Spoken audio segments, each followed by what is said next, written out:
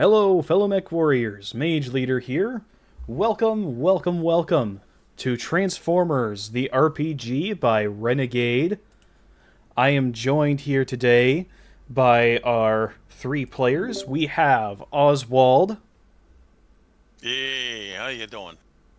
Doing good. We got Lucian Dacier. How is your name pronounced anyway? I usually go by Lucen Dossier. Lucin Dacier. Kim Basinger? Mm. And we have Zero. Hello there. Awesome. So, we haven't ever played with this system before, and I'm going to be trying to run a game in it.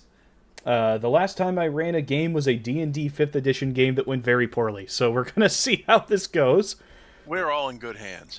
Oh yeah, you guys are in the best hands. I've put together a fairly simple scenario to get us started, but we should hopefully not have any massive issues during this playthrough. So, while all that's going on, I have some ambient music. You guys probably heard it in the intro there from the Transformers Armada PlayStation 2 game, which I highly recommend. It's all nice ambient music. We'll put that down at the bottom there. To answer your question, Giga Twin, no, we are not a combiner team. We had floated the idea at one point, though. Let's see. Oh, hang on, guys. You might be able to, pretend we can, like the Autobots did at one point. That could be something fun to play with later. We'll see. We'll talk about it. Give me just a someone second, farts guys. and It everybody seems falls that over. the super chat thing hasn't been added to this. Give me just a second.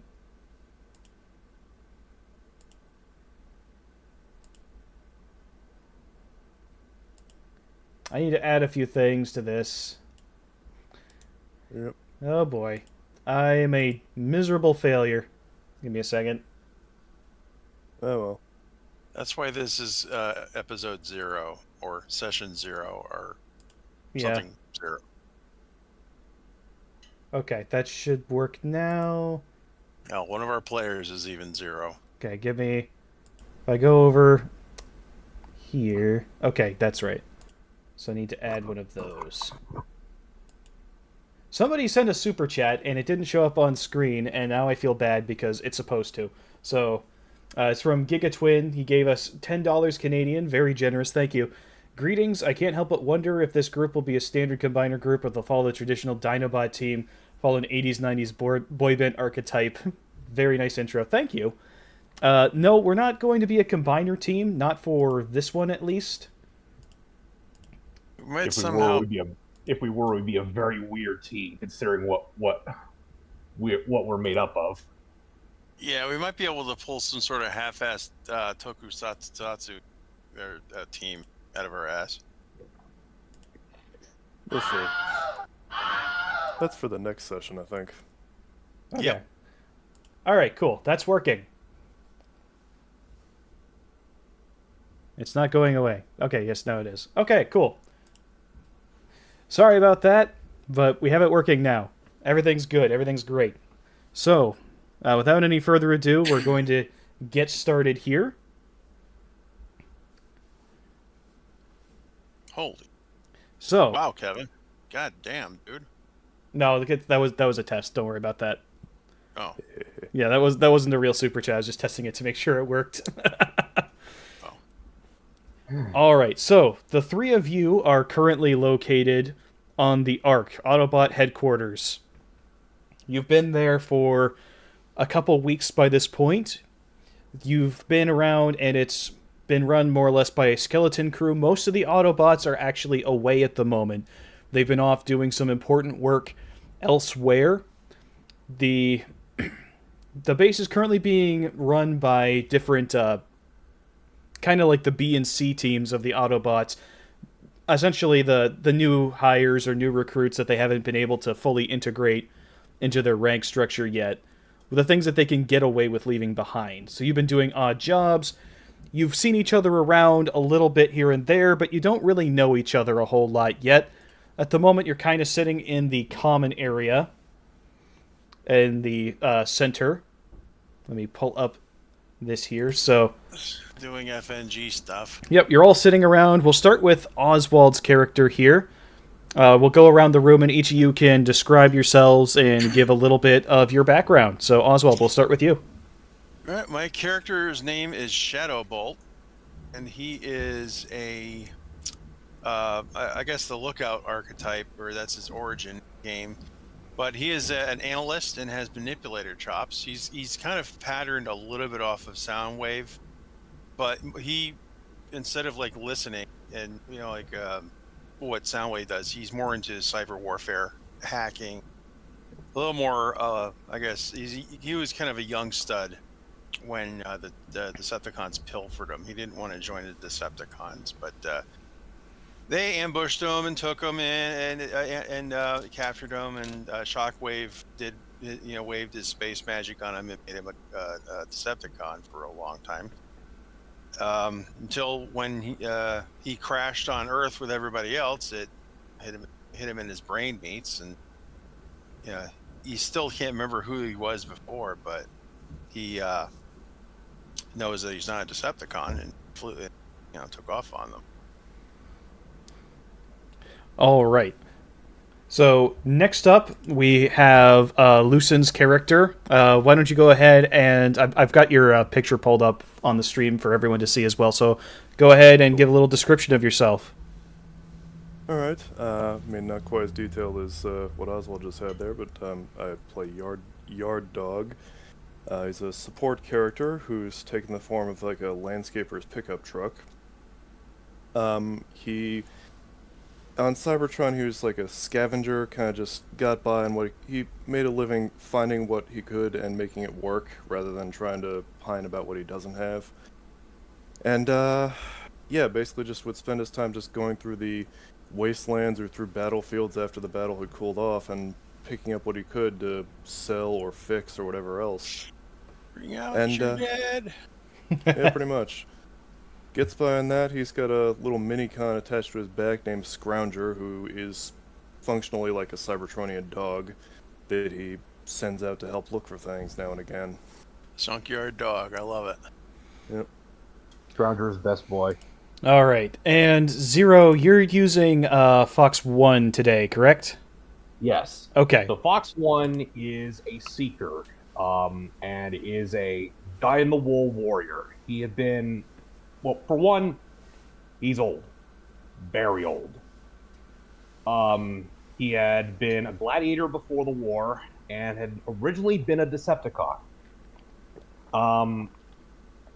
After many, many eons, he had eventually found himself on Earth sometime shortly before World War II, and he had been on Earth with his team since then, until fairly recently, when basically Starscream sent him out with his team to be ambushed and killed. So he was shot down along with his wingmen. The wingmen were killed. He was badly damaged. Ratchet found him and kind of patched him up with spare parts from his wingmen. And his whole... At this point, he's like, fuck this.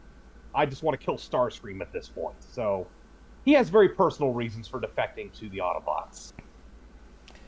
All right. So that covers all the main characters. So we'll switch the source back over to this here. So you guys can go around and you can begin interacting. You're all sitting there kind of in the common area, munching on Energon snacks or what have you. You can choose to engage or not engage for a few minutes. So go right ahead. Just out of character for a second, have we been summoned to the common room, or is it just coincidentally we're all there during the day? No, you're just there yet. You haven't been summoned anywhere currently. Okay, got it. It's like a meal break or just a general break. You guys are off duty at the moment. Oh, okay, good to have downtime. I'm going to be adjusting and lubricating an errant servo in my hand. Okay. Just kind of keeping to myself. Zero, what are you doing? I'm actually watching him work on his hands. And at some point, I notice basic. I'm sorry, I'm a little tongue tied right now. It's okay. So, out of nowhere, I basically I reach over and pluck something out of it. And I point out a screw had gotten stuck in there. That's why I gotten stuck. Oh. Oh, thank you. That's quite better. Meanwhile, I'm over against Wall, just eating Energon snacks, just with both hands, just not even looking at it. He's like a wood chipper over there. Hey, I'm gonna look over. It's like, hey, leave some for the Dino bots. Yeah, they can usually handle themselves. Anyway, I'm eating for two. You know, I watch a lot of Earth television, and that's never a good sign to hear. Yeah. As far as I can tell, the fleshies work a little different than we do. All right. So while you guys are doing that, familiar face walks into the room. You see Wheeljack walk in. He takes a look around. He's got a Cybertronian clipboard in his hand, and he's like, "All right, I'm looking for Shadow Butt and Yard Hog and Fox 7. Is that you guys?" Close enough. I'm Valkai. I might have changed that name if I ever become a motorcycle, but close enough, yeah. Yeah, I'll see if we can get Teletran 1 to update the names in the database. Anyway, Optimus is looking for you guys. He's got something special for you. Come with me. Roger that. Let's roll out. Shadow butt rolling out on my feet. All right, so Wheeljack leads you through the corridors. You know your way around pretty well by now, but he takes you into what you recognize as kind of the main command center. Right there is the big Teletran 1 terminal. And standing right in front of it, looking at a map of an Earth city, is Optimus Prime, and there's someone else to his right who you haven't seen before, at least not in person. It is a human. He is about 6'2" to 6'5", maybe. Muscular build, blonde hair, blue eyes, and a military uniform. As you walk in, little guy. How often do we see humans in the Ark? Often. Apart from Spike and Sparkplug, not super often. Would we recognize this uniform? Would any of us recognize it? It would depend. I might. You watch TV, you say? I almost certainly would. I watch TV and I monitor, like television, and I monitor. You recognize this guy as Duke, leader of the GI Joes. Oh.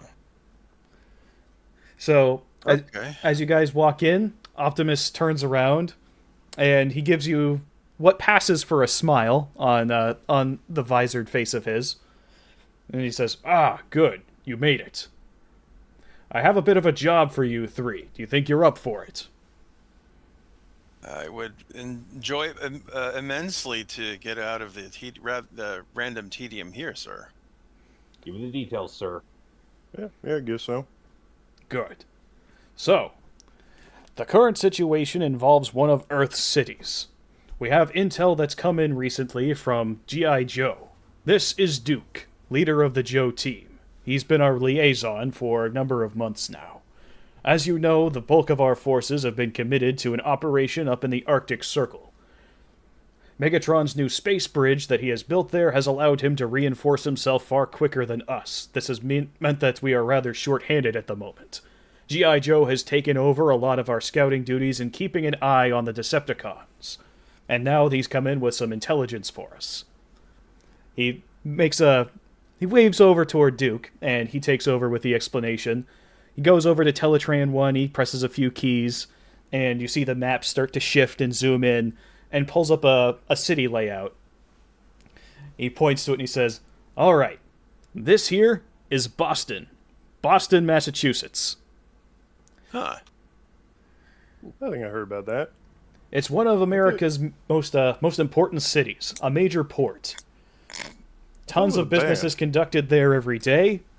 Tons and tons of material go through the ports. It's a densely populated city with large numbers of people milling around, a very tough place to conduct any sort of military operation. We thought we had it pretty well locked down until about a week ago. A bunch of people started installing these on their roofs. He presses a key, and on Teletran 1's screen, you see an aerial photograph of the top of a skyscraper. And on the roof is a fairly nondescript-looking greenhouse. Sort of like one of those rooftop garden greenhouses that people have. We didn't think... Nobody thought much of it at the time, but just 2 days ago, this happened. He presses another key, and the photo kind of switches over to a video recording. That same greenhouse, the walls burst off, almost like explosive bolts, and inside, instead of a bunch of plants, is a SAM launcher. Oh. These have been dotted all around Boston rooftops. We haven't been able to do much about it, but they've been shooting down our birds. We don't know exactly how they got there, but we suspect that Cobra is most likely involved. We do know about a month ago that Cobra and the Decepticons have been seen working together in various operational theaters. They appear to be setting up a no-fly zone. Those were our thoughts exactly.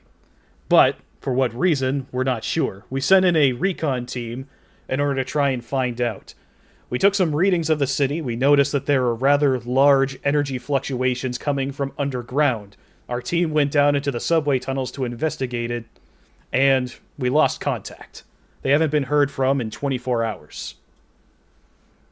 Maybe they're on coffee break.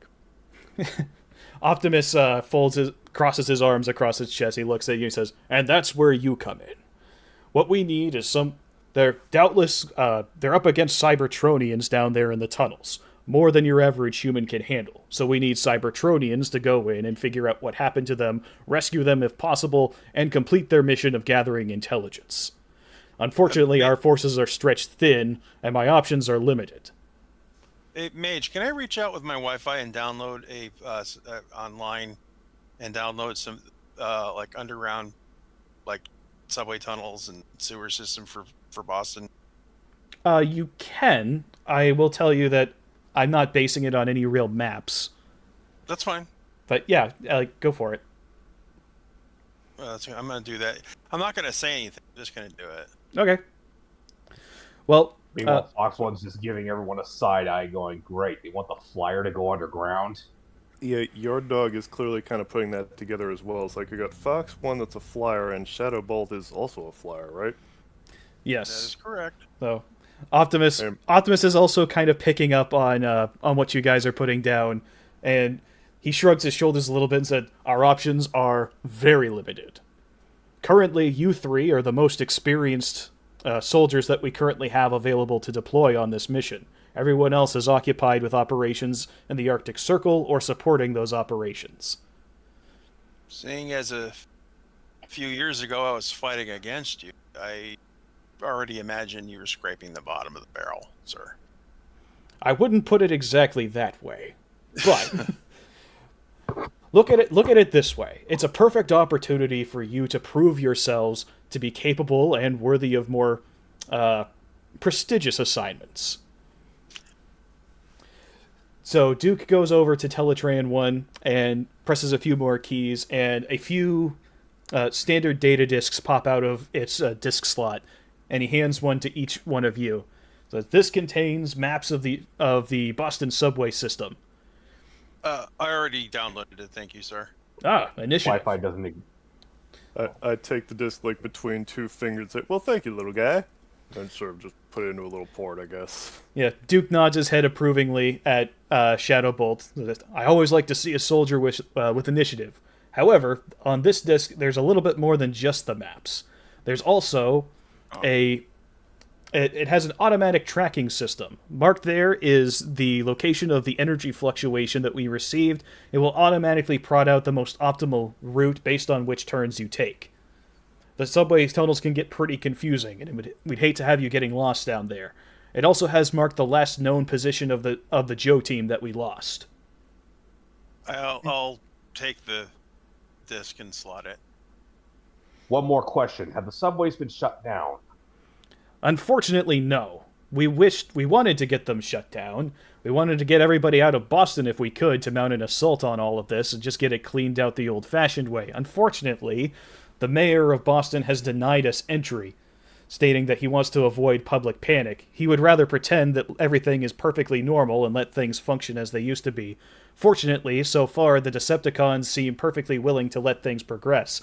As far as we know, no innocents have been harmed yet. However, we have noticed that there is a lot of airborne activity over the city, and they're definitely not our birds.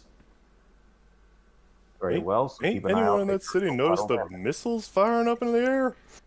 Well, we've been at war with the Decepticons and with Cobra for several years now. At this point, major ports like that are regularly having SAM sites go off, and no one seems to bat an eye. Oof. Well, I suppose I could do either. Duke, sir, if there is any problems with the trains, if there's, my expertise centers on cyber warfare.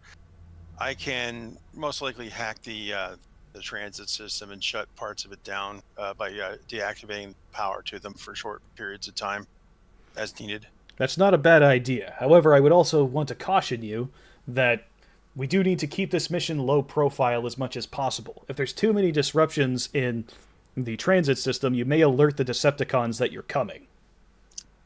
It would, understandably, it would be less of a disruption than a train crashing into a robot. That is absolutely true. I will leave that to your discretion. I mean, shoot, with this team, if the cons catch us, we can just tell them we're one of them. Which brings us... wouldn't work in my case. Optimus nods his head and says, all right, that brings us to your insertion. Duke chuckles a little bit. Apparently has a joke going in his own head. Optimus is apparently unaware of the joke, but he waves his hand... One smirks, though. Yeah. He spent enough time around fighter pilots to understand military humor. Optimus waves his hand toward Wheeljack. It says, Wheeljack here has a way to get you in. So Wheeljack takes over, walks up toward Teletran 1, and says, all right, so here's the situation. The entire city is something of a no-fly zone.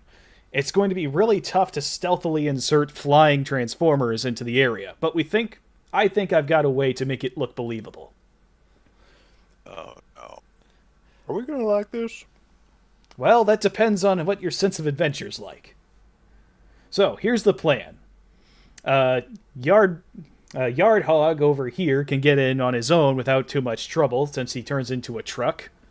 He can drive the regular roads and get to the North Station entrance just fine on his own. However, you two are going to have a little bit trickier of a time, and you're a little bit too big to fit in the regular deployment trailer. So, here's what I've got. He pulls out a pair of orbs. You can tell on the underside that they have some kind of a mag lock. This is basically a lights and fireworks type of show. You put these onto yourself, you fly yourselves at the city, bait a couple missiles at shooting at you, and if you can evade those, pop these off, and it'll make you look like you're damaged. Then you go and you crash land somewhere near the North Station entrance. That's incredibly optimistic, sir. It'll work, trust me. I built the Dinobots, I know what I'm doing. Famous last words. So he hands those to the two of you. It's up to you how you decide to get in, but keep in mind that if you do alert the Decepticons to your presence, they're likely to rush reinforcements to the vital areas. It'll make it a lot harder to recover any survivors or get your mission accomplished. My thoughts exactly. All right, I can.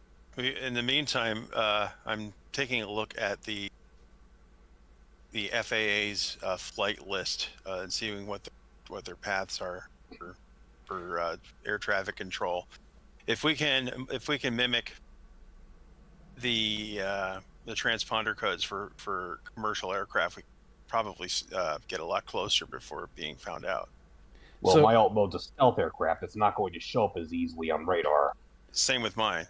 Yeah, so Teletran 1 feeds into your system, and pulls up the flight plans. He pulls up a map of the area and overlays the flight plans of civilian aircraft in the area, and you notice that they're all going on their normal routes. All the civilian traffic seems to be pretty much unaffected. They've been flying through. Duke kind of nods and says, yeah, they don't seem to take any interest in the civilian aircraft. Just ours. Okay. Well, I can. All right. I just downloaded it's a hex code for a for an aircraft of my size. Okay. I should be able to fool them. Let me take a look at your character sheet here. I'm gonna see. That's gonna be an investigation check. Investigation. Yep. So that's under your smarts. It looks like you have a specialization in that. Yeah. So you'll roll a d20, a d4, and a d2. And then D20. Yep. D20. I got 12. Okay. And what was the next one? The D4 and the D2. Yep. You'll roll the d4 and the d2. Those will count as your skill dice, and you'll take whichever number of those is higher and add it to your d20 roll. Okay, so I got a 2. Yeah. Okay, so my total is 14. Okay. I'm gonna say that that's just a little bit beyond what you're quite able to pull off. But in the process of doing that, you are able to. You're kind of able to determine a little bit about how the missile systems have been tracking. You've been able to pull up some data. The flight controllers have been aware of the SAM threats. They've been marking out their general range of where they operate, what their operational radar scope is. And that data also gets overlaid onto Teletran 1. And as you look at it, you can see that there are some gaps in the radar cover. Yeah, it looks like we can. If I look at Fox 1, sir, if you see here, we can terrain mask, fly nap of the Earth if we have to. We hit these sites here, we would leave quite a bit of the area open for any operations we need to do. That could also alert them to our presence. That's true. Duke says, keep in mind they also have flyers in the air, so even if they don't detect you on radar, they may still find you visually. Very well. Maybe we can draw them into thinking that we're attacking from a different direction. That could be as well. We'll leave that up to you on the way over there. So Optimus kind of, he nods his head in approval and says, it sounds like you guys have the beginnings of a plan. You can figure out the rest on the way. Right now, we need to make sure that we get those Joes back as quickly as possible. We have no idea what kind of situation they're in. If someone like Shockwave is down there, you can guarantee that they won't be being very nice to the prisoners. I'm going to narrow my eyes. Autobots, roll out! Yes, sir. As I walk out. You got it. All right. I walk out with him. So you two leave the Ark. You start to go your separate ways. Lucen, you are going to be driving there. So they're going to get to the general operation area before you. Mm-hmm. I'm going to cheat a little bit and say that you're going to end up there around the same time, which is not physically possible, but we're just going to wing it. Fuck it. And we'll have the flyers getting there first. So which direction are you guys going to approach Boston from? Well, I'm going to keep an eye. I'm going to orbit out of the area, but keep an eye on it, assuming that when we were waiting for Yard Dog to show up. Okay. So I'd like to get an idea of what bad guys are in the area. Okay. There. So You're going to be taking a look around to see what you can see visually. Mm-hmm. Okay. I'll have you give me another investigation check. Okay.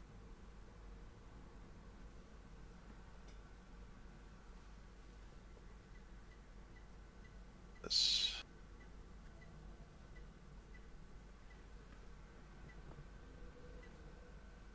19. Okay, that's pretty good. So, as you look around, you can see both on your own tracking scopes and visually, you can see that there are a distressingly large number of seekers in the air over Boston. So, you recognize a couple of them here and there. You can see that Skywarp is definitely among them. You can see that Thundercracker is among them. Most of the rest of them seem to be fairly generic grunt soldiers, Seeker Scouts, but they are in very large numbers, all flying in various formations. Some of them are even performing little air shows here and there, just because they like showing off. It looks like I think we should probably try to get in underground well before we get to the city. So what you know is that in the northern part of Boston is where the North Station tunnel entrance is. That's been set up as your rendezvous. That is mostly outside of where the Seekers are flying, but there is a good amount of radar coverage from the SAM sites over there. So that's why we use the... That's why Wheeljack handed you the smoke and mirrors things. You also mentioned... I'm going to consult the map I have of the radar coverage for the SAM sites and see if I can plot a course for us to take that would minimize any exposure Okay. to the fire control. All right. So, yeah, give me a... Smart. Go ahead and do a computers check for that.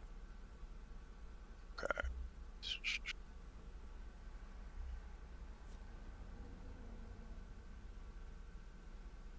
Kind of imagining this scene playing out, them doing the computer checking and dodging and weaving and whatnot, just occasionally cut to Yard Dog just driving down the road. Yep, that's basically what's going to go along. Just do, just whistling Dixie as he drives along. Jan Jansen says, we're in North Boston. Don't stay parked too long. Yeah, yard dog will lose his tires. I got a 17. Okay. So, yes, based on... I set the difficulty for that at 15, so I'm going to say that's an easy success for you.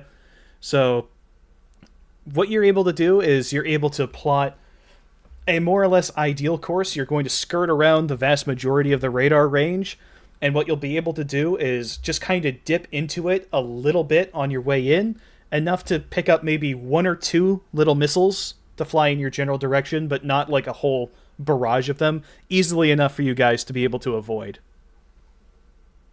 My radar warning receiver will still be beep, beep, beep, beep. Yes. Yeah, it'll make a lot of noise, it'll look very flashy, and to people down on the ground, it will definitely look very impressive. But you two won't be in a lot of real danger while you're up there. Okay. Until we can get underground. I'm just glad it's not a trench run. Yeah. Your course is plotted precisely enough that if everything goes according to plan, you should be able to, quote-unquote, crash land yourself within about maybe 100 yards or so of your rendezvous point. Very, very close. Okay. And then just kind of, hoof it the rest of the way. Mm-hmm. Gunslinger says, while he does that, Autobot logo turns to Autobot logo. Ta-na-na-na-na. I should pull up that sound effect just to play it when we change scenes. We could throw it in the super chat sound list. That would be By fun. the way, Mage, just thought of a question in chat. Yeah, I'll read that here for a second. I'm going to say by now, yes. All right. Though, for the most part, given how big the operations are, Not a lot of them will care. Just people like Starscream would probably care. Mm-hmm. Which, by the way, I don't know if I mentioned this, but Oswald, while you were scanning the city, there was no sign of Starscream. Good. I figured he is otherwise engaged. Yeah. Lots of Seekers, but not Starscream. So, Yeah. you guys want to begin your trench run? All right. Commencing operation. All right. As you guys fly around the edges of the city, the Seekers are kind of deeper into the city. They don't see you coming. There's not a whole lot of danger of that, but as you draw in, you start to hear be-doo, be-doo, be-doo on your RWRs. The radars have picked you up, which is interesting because you are both stealth aircraft, and you know that normal radar has trouble picking up your particular body shape. So there's something a little bit different about these radars. After Cybertronian tech. they detect you just a little bit further out than you expected them to, but not enough to really make it so that you guys are in a ton of danger. But My receiver's not identifying the source code of the radar. They can identify the frequency and the power, but not the type. yeah, it's basically all the information you have is the direction that it's coming from, which is the exact direction you expect. And then you start to hear incoming missiles. Oh, does anything feel especially Cybertronian about this stuff? I would say give me another computer check. Okay.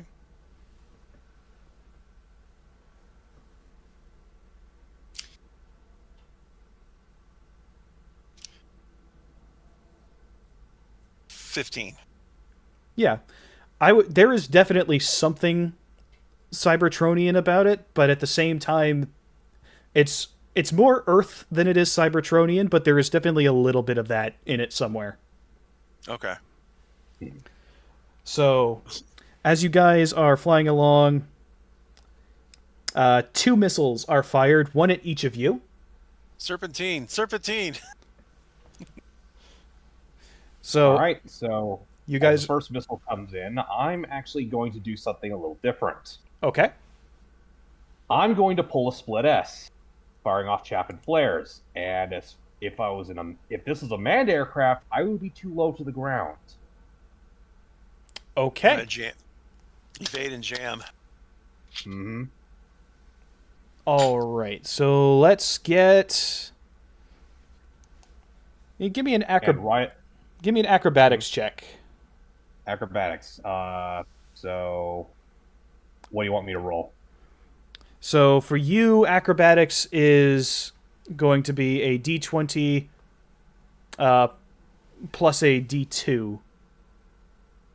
Very well.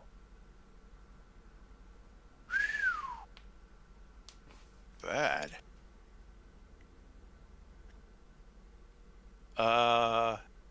20. I rolled a 19. Dang. Yet 5. Okay. So, Oswald, are you trying this split S maneuver as well, or are you rolling for, like, general missile evasion?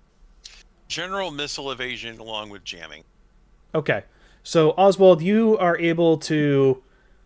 You're not only able to dodge the missile, but you're able to make it look like it's come very, very close to you. It gets so close that it explodes nearby, but it doesn't do any damage to you. Zero, you, in your attempt to pull off this maneuver, it's pretty sloppy, and it doesn't seem to have any real effect on the missile. It is still coming directly toward you. I'm going to make this a general weapons attack against your evasion. Okay, my evasion is 16. Yes, so you still have a very good chance of avoiding this. Yeah, the missile misses. It's not as flashy as what Oswald's able to pull off, but the missile does miss you. And explodes over the ground. Thankfully, doesn't hit the ground or anybody that nearby. Now, what you said that you were flying very low with the split S? The intent was to make it look like I had crashed while trying to pull out. Gotcha. Okay, so I'm going to say you can still pull that off if you guys both pop your packs now you'll both look Yes. like you. It'll be very convincing that you've been hit, and you can start to go down. Yep. Deploying pyrotechnics. All right. So you hear a pow, and you feel a bit of a weird tingling sensation from one of your pylons where the thing was mounted. Feels a little weird, but it starts to belch out all kinds of smoke and sparks and little pieces of debris, and you notice that there's also a little bit of chaff in there, mixed in amongst all the fake debris. Like he's giving you a little bit of extra, just in case there were more missiles coming at you, to help you get down safely. Detect a little bit of Tabasco sauce too. Possibly. So, all that's going off. So, Zero, you're flying pretty low. You're able to coast in toward the North Station rail yard, and I am going to need you to do an acrobatics check. Okay, so that's another roll. Let's hope it doesn't end up like the last one.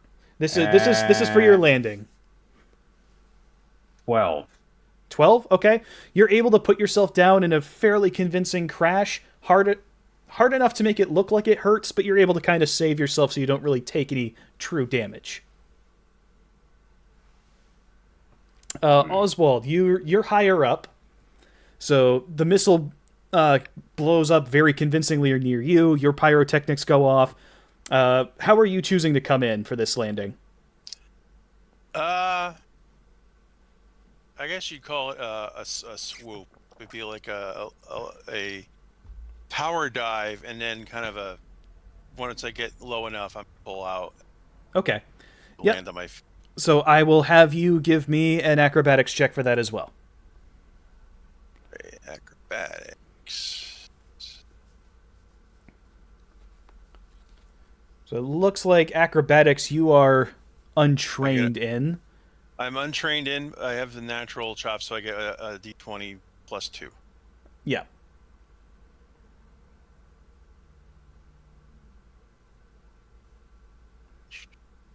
$13. Okay. So yeah, much like Zero, you're able to come in and you go into a dive. It looks almost like something out of World War II footage. You look like a stricken B-17 falling out of the sky, making a nice noise as you go down. And I can think of his Robin Williams in Aladdin.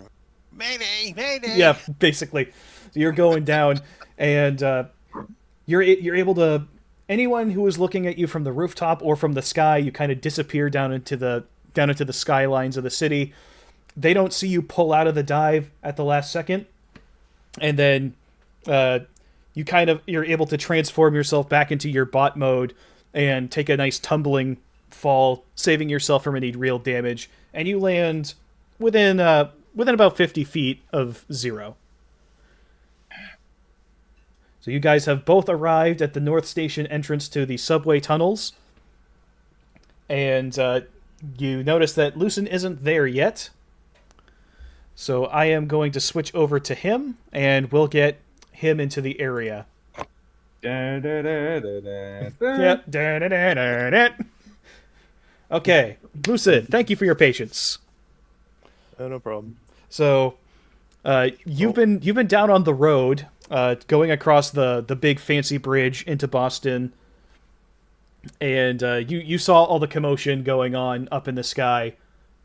Mostly because you were watching for it from your angle, it was kind of hard to see, but to you it looked like they actually got shot down. If you didn't know what the plan was, you probably would have assumed that they're dead, but. Yeah, you know better, so you're continuing to drive. As you get closer to your destination, you notice the traffic is going slower and slower around you, and everything eventually kind of locks up. There's cars in front of you, there's cars behind you, there's cars on either side, and you are stuck in a traffic jam.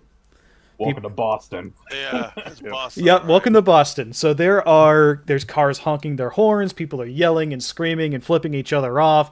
Somebody's punched a priest, the cats and dogs living together. It's just a horrible mess. Oh, let's just head back home. That's unfortunately cars have pulled in behind you. You are boxed in around here. So It's kind of throwing a wrench in Taking things. surface streets. now one thing that you do notice is that people are pointing ahead. People are like clambering out of their cars, like out of their car windows to look and try and see what the holdup is. All right.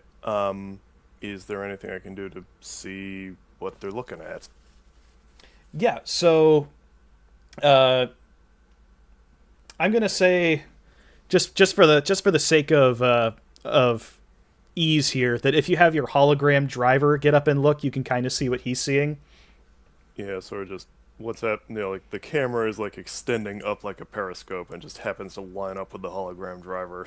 Like, Yeah, exactly. looks like. Yeah, you're disguising a periscope with your hologram. I like that. So yeah, you get a look up ahead and you see that there is a checkpoint up ahead, and it's very slowly letting cars through. A car will go through this gate, and then a strange-looking device will scan the car, and then they'll let it go on. And it's letting them through one at a time, and there's a lot of cars going through this area. Uh-oh. Scrap. This ain't gonna be good. I guess I'm better try and find another way around, like a detour through back roads and whatnot. Okay. If you move over several lanes as you go along, there are some side roads, but you do notice that there are barricades set up there. Not like hard barricades, but like those reflector signs. You know what I'm talking about? Like, it looks like a sawhorse with like reflective tape on it. The ones Hot Rod smashed through in the movie, yeah, I know what you're talking about. Yeah. It's very clearly intended to funnel people down this road. You'll also notice that the person manning the scanning device doesn't look like any police officer you've ever seen. Not in. They're not. It's not like the Baroness in. Yeah. He is wearing blue, but he's also wearing a helmet. It looks a little bit funny. He's got a what almost looks like a respirator over his face, or maybe like a bandana over the lower part of his face with his eyes exposed.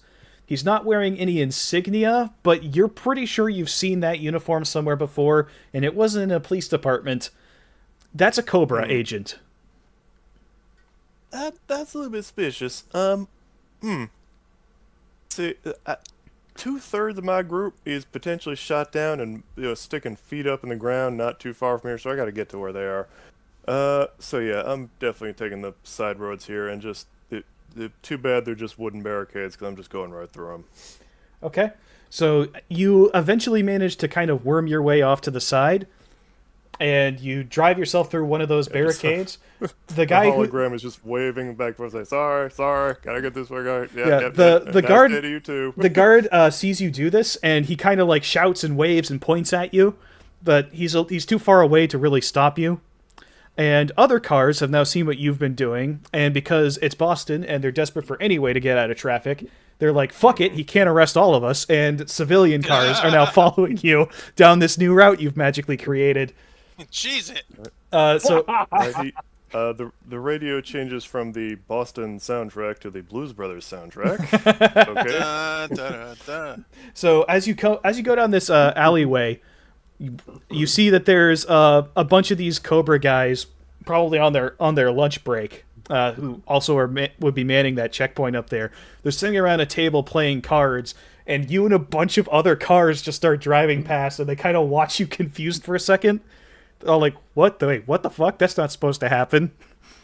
Yep, just the yard dog's novelty horn blares as do, just crashes right through the barricade. All right, so No, I'm under. they get up out of their seat, and one of them pulls out a radio. I don't know if there's any way I can jam a radio or shoot it out of his hand, but I'm guessing my main option is just to keep driving here. Okay, so yeah, you keep driving. He calls in something, and as you're going down this road, a few seconds later, you're still moving your way through back streets now.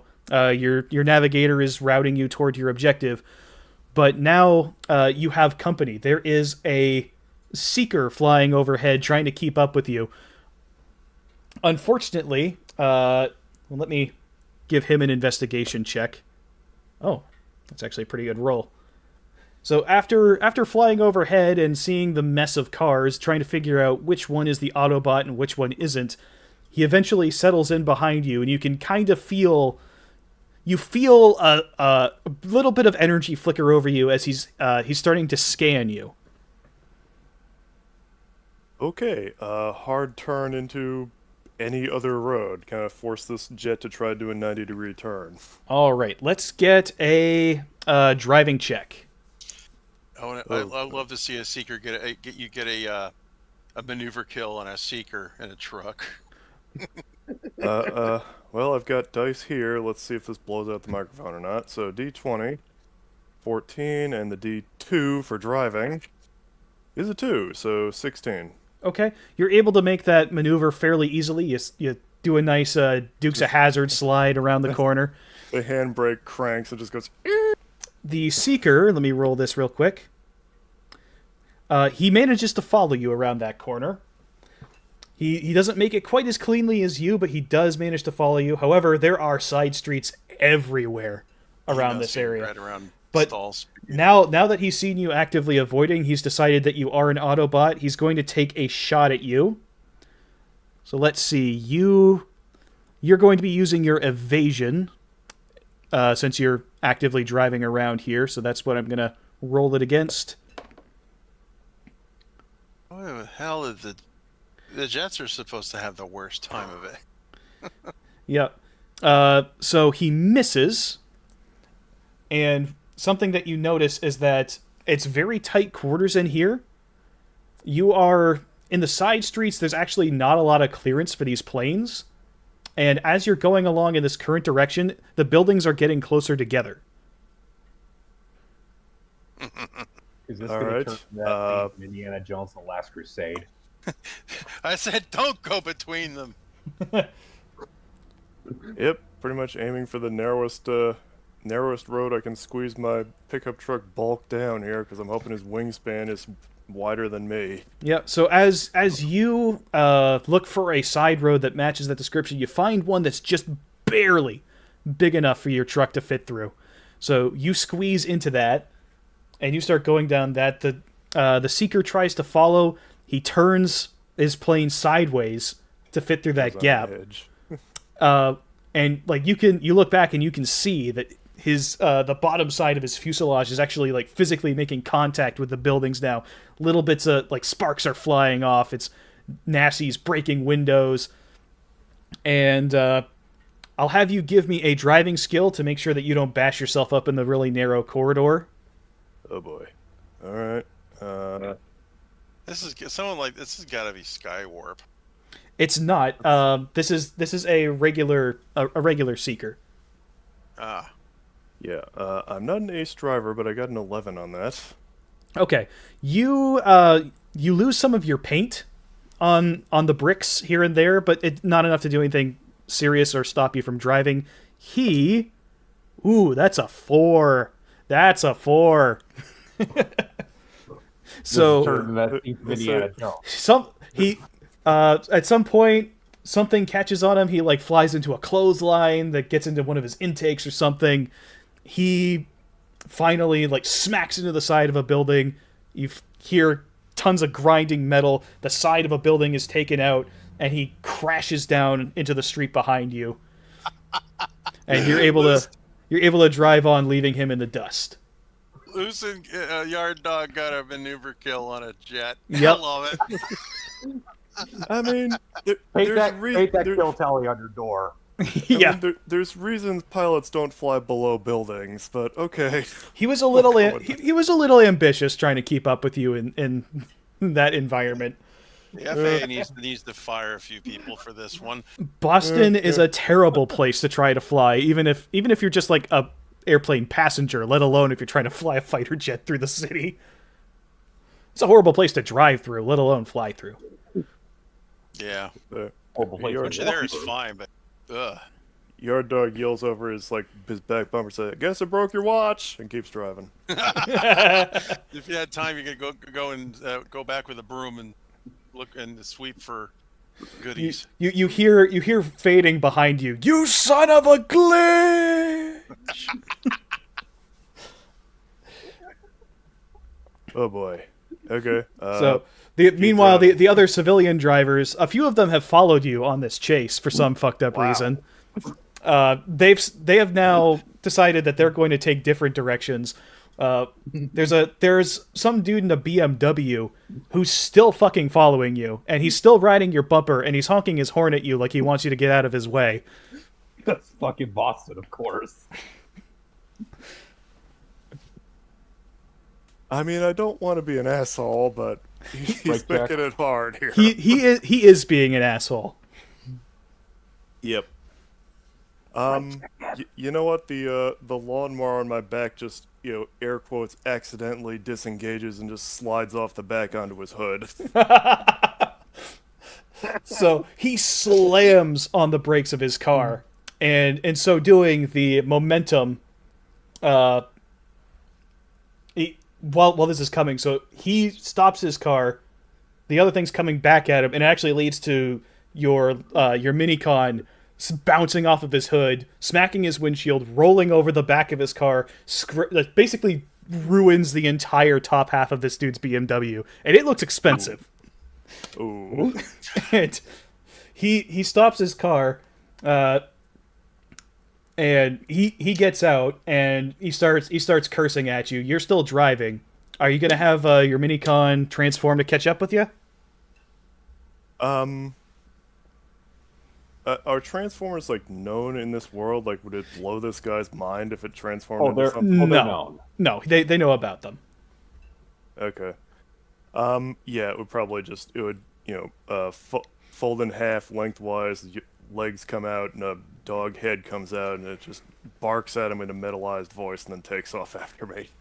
Yeah, so he sees this happen. The dog jumps up on his car and springs off the hood and jumps back into the bed of your truck as you drive away. He stops yelling, and he just kind of he looks deflated, takes a look at his car, puts his hands on his hips, and he just goes, Oh God! The insurance company's never going to believe this. No, they'd have provisions for that. In 5 minutes after there was disclosure about Cybertronians, it's we're not responsible for acts of God or acts of alien robots. So now that you've dealt with him, you are now not being followed any longer. Everyone else has decided that being shot at by jets isn't all that fun, so they're going to find another way to commute to work.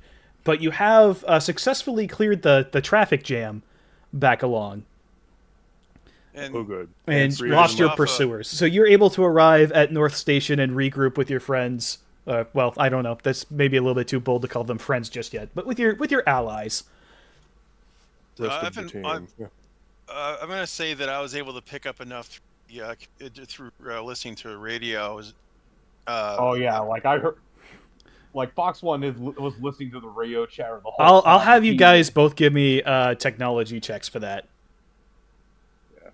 Okay, so that's going to be. There's a lot of radio chatter, so you need to figure out which frequencies were being used for it.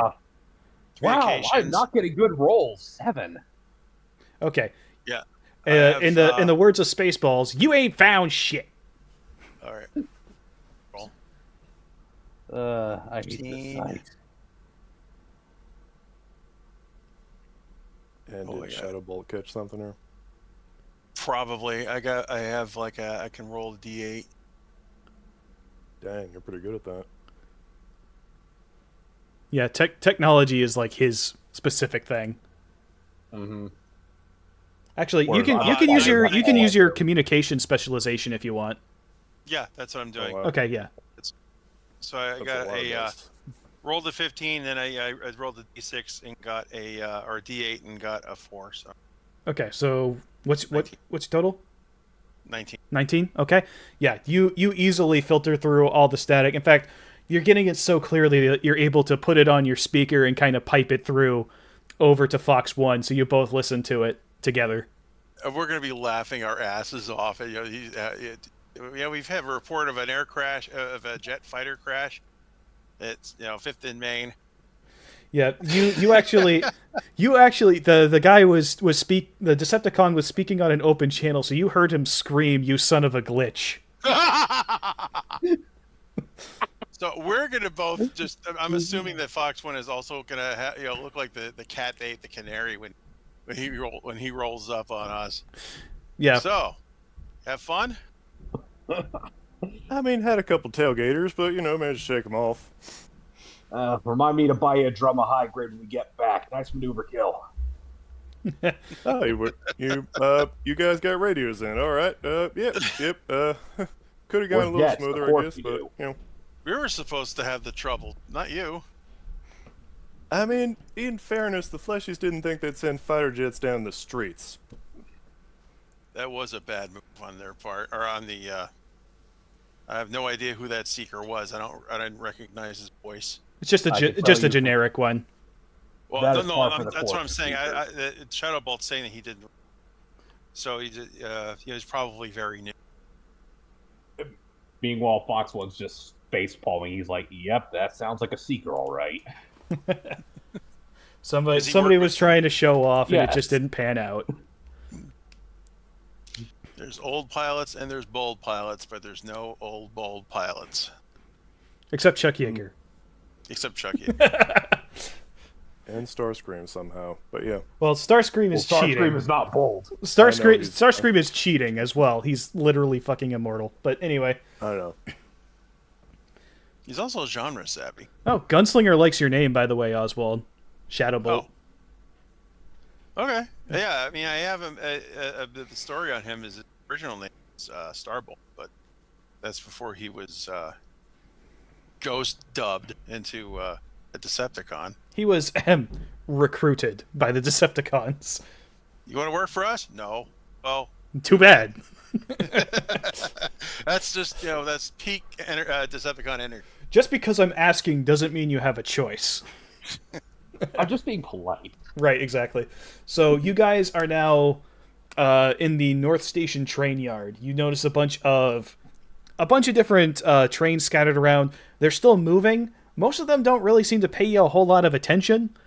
It seems that they've gotten rather used to there being Transformers in this area, which is notable.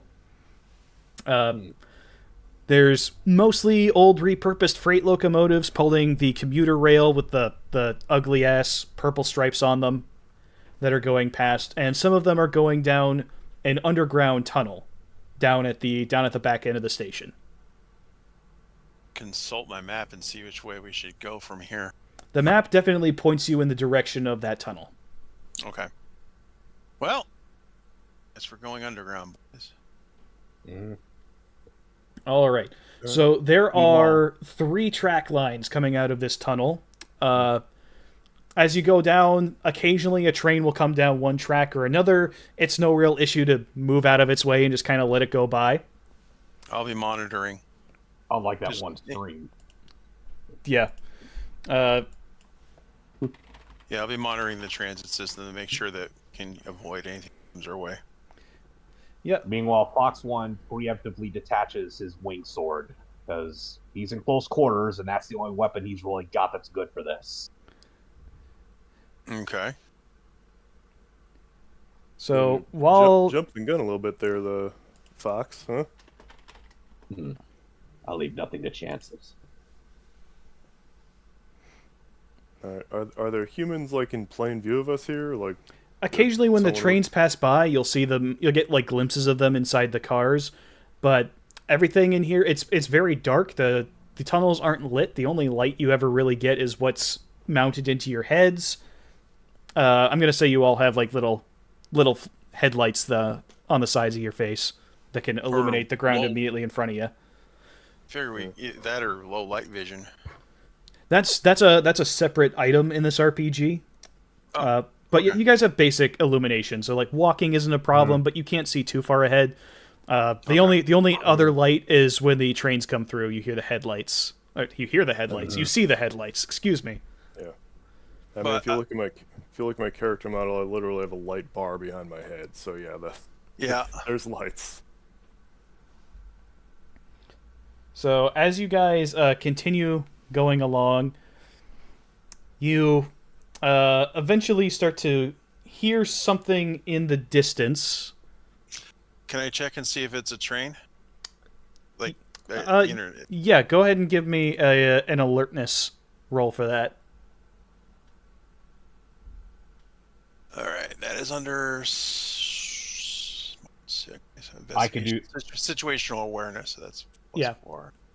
I could also do that as well. I have alertness D6 and perception +1. Yeah. Roll the team.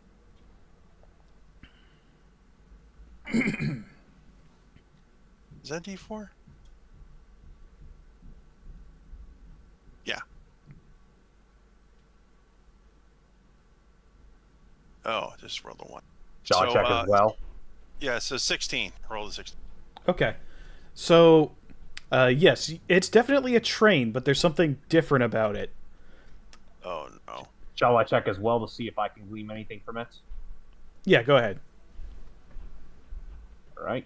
It's not on the And schedule, is it? and I rolled a 23. Okay. 24 with my perception. You hear something a little bit more than what he's able to hear. He hears enough to know that something's off, but not quite. But you hear, instead of the normal whining and squealing that these underground trains make, you hear a definite shook shook shook shook shook shook shook shook shook shook shook shook shook shook shook shook sort of noise. You mean like it's a steam engine? Exactly. You hear what is very definitely a steam engine coming toward you. Strange. That noise is starting to get louder and louder. Yard Dog kind of looks at who is it? I'm sorry, Fox One, who only just said strange. He says, "Now you're saying it's strange? We got 3 transforming robots underground with the subway system. What's strange about all this?" That isn't a normal human locomotive. Not diesel, not electric. It's not on the schedule either. Yes, that is true. It is very much not on the train schedule. Is there a place to take cover or hide somewhere? There are branching tunnels all over the place Yeah, of let's various see, sizes. Yep. Let's Cheese it. head down one of the side tunnels. So you just, guys duck into one of those tunnels. Are you gonna just walk down the tunnel, or are you gonna try and take a look at the train as it goes by? That's Yeah. the idea, yes. Okay. So yeah, I'm gonna say you guys have no trouble hiding. It's very dark in here. You turn off your headlights and everything, which you don't really need at this point because there's definitely a headlight coming down the tunnel you were just walking down. That chugging sound gets louder and louder. You hear a very definite whistle. And past you comes a very strange-looking locomotive. It's purple. And it zooms past you at surprising speed, faster even than the actual speedy trains that are going through the underground. Just whoosh goes past you, not pulling anything behind it, just a locomotive. The hell is he doing? Or what the Frel? Or, I forgot Yeah, what- both Fox 1 and Shadowbolt recognize that as Astro Train. What's he doing here? Kind of looks like he's going down the tunnel. Obviously, yes, but why is he here? Usually when he's here, it means they're moving something. or a lot of it. Yeah, I mean they had to get the SAM batteries in here somehow.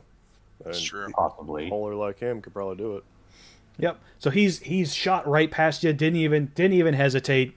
Probably didn't even register that there could even be anyone there, or if there was, he didn't give a shit. He's now gone down the tunnel. It's Astro Train. It's likely he just didn't care. Yeah, exactly. Let's keep going then, shall we?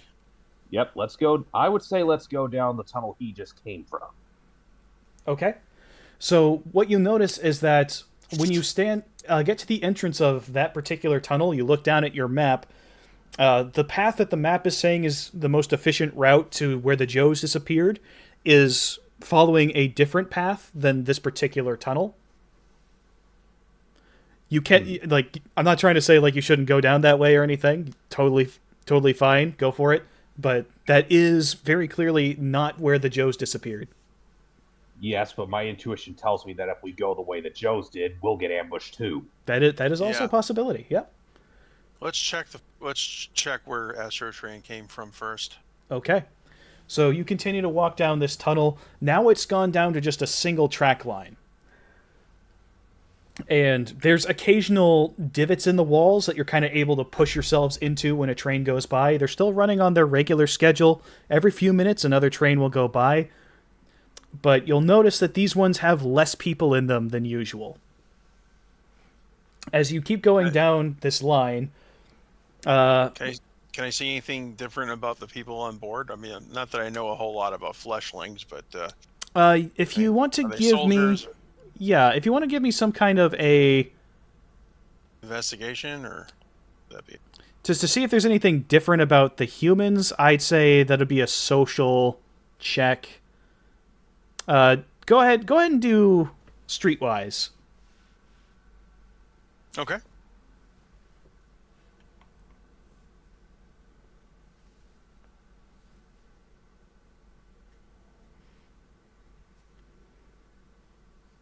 Oh, not 20. Ooh, sick. So, as far as you can tell, the people on this train are they're normal people. They're definitely not holograms. They're actual people. Though they seem a little bit rattled, for lack of a better word, like they're nervous about something.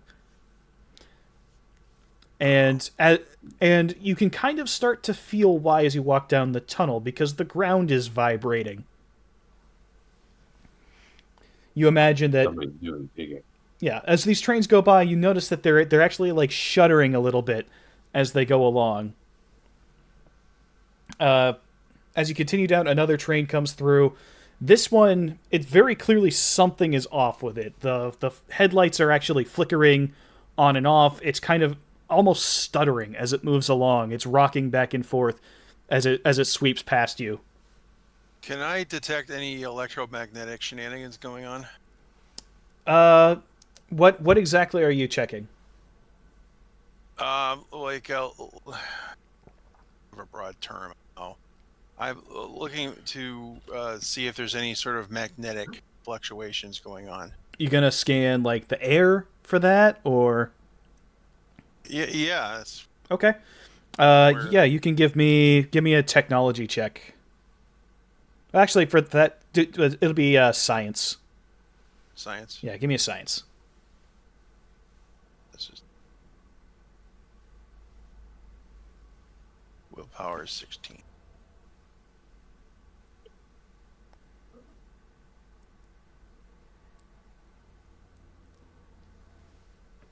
$12. Okay. There's definitely nothing electromagnetic going on in the air. It's perfectly normal air as far as you can tell. Okay. So does it seem like there's a problem with the trains themselves, or with the area around us that's making them shake and have glitches like that? Well, Is the ground vibrating? the ground is vibrating, but at the same time the engines don't seem to be running correctly. They're kind of hitching as they go along, almost like they're the last train that went by, the wheels would like spin suddenly very quickly. They'd slip a little as it went along. Would this be something I need to do a technology check for? Because I have a theory. It depends on what you're checking. Well, it's more just taking a shot in the dark at what's going on. If you want to do investigation, There is no stat for that. it's a specialization under alertness. Oh well, I have alertness D6 and perception +1 on that. So Okay, yeah. If you want to give me an alertness on that, we can see if you can piece together. wow, holy shit! I whiffed that. I got a 3. What the fuck is wrong with this thing? Did you add your skill die? Yes, I did. Oh shit! If you You add didn't that, roll it's a a 4. 1, did you? I mean, like a I natural rolled a 1. 2 on the D20 and a 1 on the D6, and then you add Ouch. +1 to that, it's 4. God damn it! Wow. Okay, so I yeah, like mittens. you can't logic together what's going on, though you do get an idea that maybe you should check the power supply. Which is what I was gonna. These are electric say anyway. trains. That's what I was saying is vibrating ground, power fluctuations. somebody's doing some digging and it's drawing a lot of power. So while you guys are puzzling that together, another train comes along. This one is in worse shape than the other ones.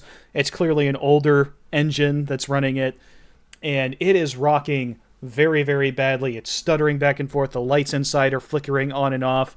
You actually get a good look at the driver as it's coming up, and this dude is panicking. He is wrestling with his controls. He's sliding the throttle levers all over the place.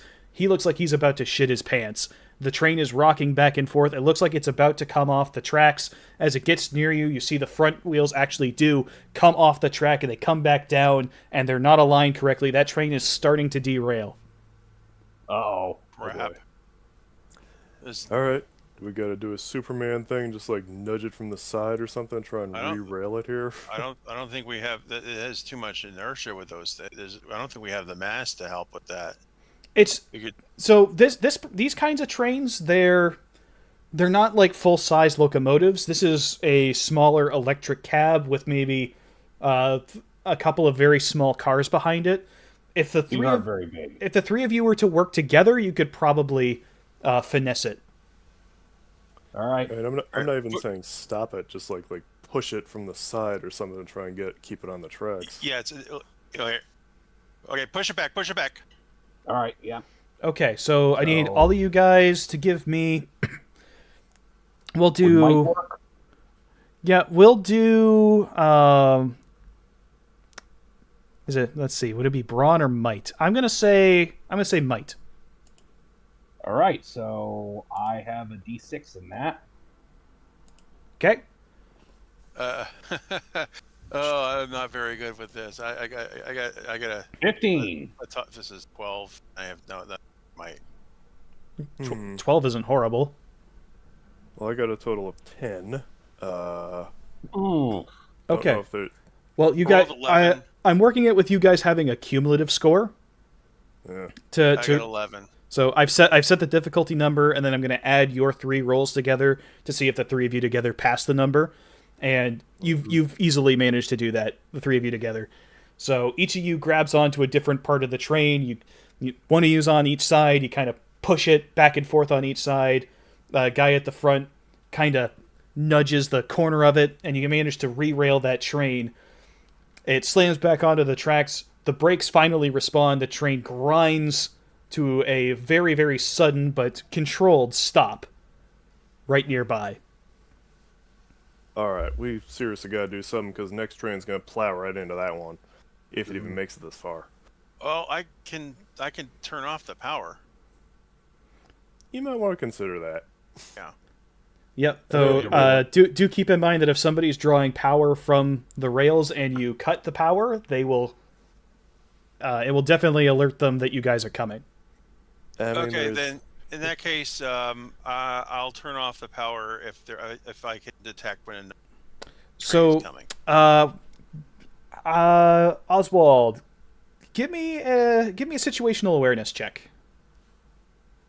Okay. Situational awareness. Yeah, I'm gonna see if he can draw a potential conclusion here.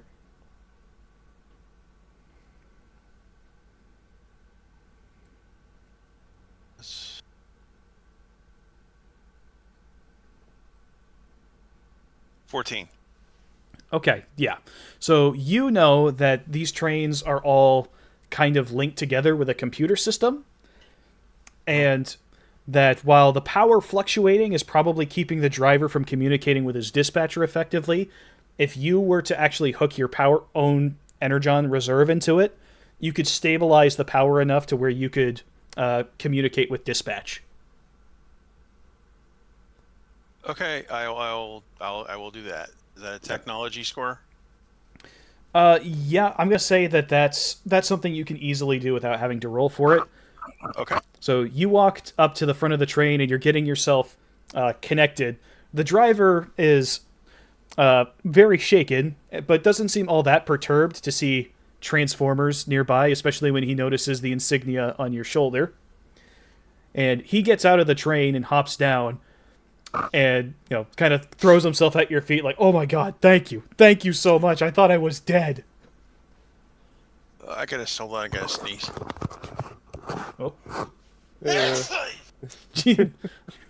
Impressive. Bless you. Sneezing. The driver says, "Bless you." I was like, I'm going to communicate with your dispatch. Could you check on your passengers to make sure there's no injuries? Yeah. I'll go do that. Yes, you I'm do gonna- that. I'll be right back. So he gets back up into the train. He forces the doors open. He's walking through. Fortunately, it doesn't look like anybody's been seriously hurt. One guy slipped over and banged his head, but everybody doesn't care because he was being an asshole. So, Okay, I'm gonna grab. I'm gonna look over at the number of the train and hook myself into their system and call your dispatch. okay. So as soon as you get the power stabilized, you hear a transmission coming through. There's somebody at dispatch who's been desperately trying to get hold of this train. He's calling the train number. Let's say it's 507. 507. 507. Are you there? Are you there? Can you hear me? 507. Respond. This is train 507 here. I'm going to need for you to stop every train along this line if possible. We've had a major power fluctuation here. I'm going to try to explain it as the best I can. Okay. We have a major service electrical service malfunction. All right. Understood. The train. We've shut off the trains to the area when we lost contact with yours. Now, what's the situation down there? You said a power fluctuation. What's going on? I'm not sure. We're on a team that is investigating it. I am.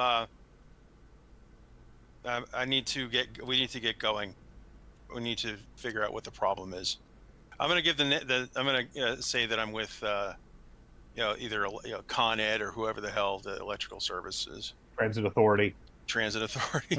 Oh, you guys are already down there? Jesus Christ, wish somebody would tell me that when they're going to do things. It's supposed to be my job to call you guys in. All right, well, if you're already down there, then I guess that makes my job a little bit easier. Keep me posted on what you find out, and let us know when we can resume the service. 10-4, good buddy. All right. And Meanwhile, probably be from a good watching idea. television. Yeah, probably be a good idea to evacuate that train just in case. Yeah. Things may get a bit hot down here. Yeah. They have regular like a little escape. Yes, but Trains or the whatever. point is they should get off that train. Okay. Yes. So the driver manages to get the passengers off the train. None of the people look all that happy because it's dark and they can't see very well, and they're about half a mile away from the station that they left. So it's going to be a bit of a trek to get back the way they were going. But they're all listening to the driver. They've all had a pretty shitty day, and most of them are just happy to be alive. Right. I'm sure seeing a couple of giant robots is going to affect them a little bit when they get off the train. Yeah. If they can see them. So the driver comes up to the three of you, and he kind of like dusts his hands off a little bit and says, "All right, everybody's heading back. So what are you guys doing down here anyway?" That's classified, sir. Yeah. Oh, we're we got. looking for the problem with the electrical problem. I didn't know you guys did line work. Well, glad somebody's looking into it finally. These old tunnels suck. I swear to God, these old engines, they're practically falling to pieces. Nobody ever gives them any goddamn maintenance. And now the ground's shaking for some reason. I have no idea why. They must be digging a new tunnel down there or some shit. We'll look into that. Yeah, when you get down there, find whoever's in charge of that and kick his ass for me, will ya? That's the general idea, sir.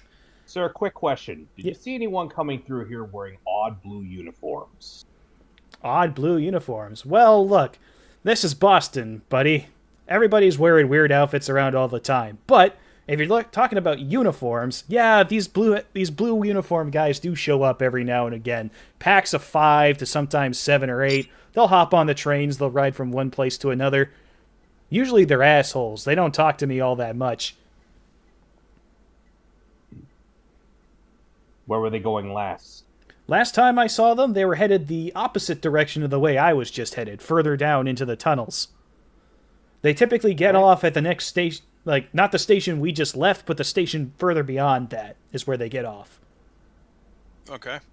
Very well. Sounds Yeah, like we're on the right track. We have a heading. Ba-dum, psh. Yep, he gets it. Yes, you guys are on the right track. I didn't even get that. I mean, it just went right over my head. So, does anyone have any more questions for the driver before we move him on? Nope. Zero, you got Good luck, anything? little guy. All right. So he nods to you guys and carries on his way. The passengers start walking down the tunnel. They've determined that the closest station is actually the next one further down the line, so they're going to walk the opposite direction from where you guys are headed. Makes sense. So the driver pulls out a flashlight, and people who have flashlights, there's the one dude who's like always carries a flashlight on him at all times and has never needed it, but now he's like, aha, my time has come, and he pulls out his giant 1980s mag light and turns that thing on, and he's leading people. Clearly the hero of the hour, feeling very pleased with himself, and he's leading everybody down the tunnel. Oh, one of those big giant fuck off mag lights. Yep. Yep. Yeah, the one you could use with a truncheon. Yeah, Your the pin. ones you could kill somebody with. Yeah, he's got one of Yeah. those. He's What just truck had doesn't it like carry in like a belt loop on his pants, massive fucking light, and everybody's been giving him weird looks the whole way. But he's just been like, no, someday you might need one of these, and lo and behold, his time has come. Your dog Also points knows- at this. Your dog points at, I like that guy, and then turns on his big light bar. Oh, that's cool. So you're gonna actually have like a full-on light bar on you when you're in your robot mode. Yeah, I mean Yeah, that's it's above his head. I guess that is modeled into your picture, isn't it? Yeah. Yeah, because Fox One actually doesn't have a headlight in robot mode because the headlight he has is on his front landing gear wheel. Yeah. Well, I'll say that you have lights kind of built into your eyes, so you can like shine out of your eye sockets to see where you're going. I saw one dude with one eye that he had a light that built into a fake Yeah, eye. I think if I remember correctly, that's kind of how they do it in like Transformers 1. Their eyes glow. Yeah. So, yeah, you guys continue to go further down into the tunnels. You've successfully saved the train. You get to that to the station that the train left, and the platform, before you guys get within eyeshot of it, you're still kind of back in the shadows. You peek around the corner and you notice that platform is loaded with people, and a good number of them are wearing blue uniforms. Oh dear. Are they all packing? Most of them have their typical arms. There's two of them with what appear to be not standard equipment. They have what look to be heavy rocket launchers. And there are plenty of civilians around as well, looking very nervous.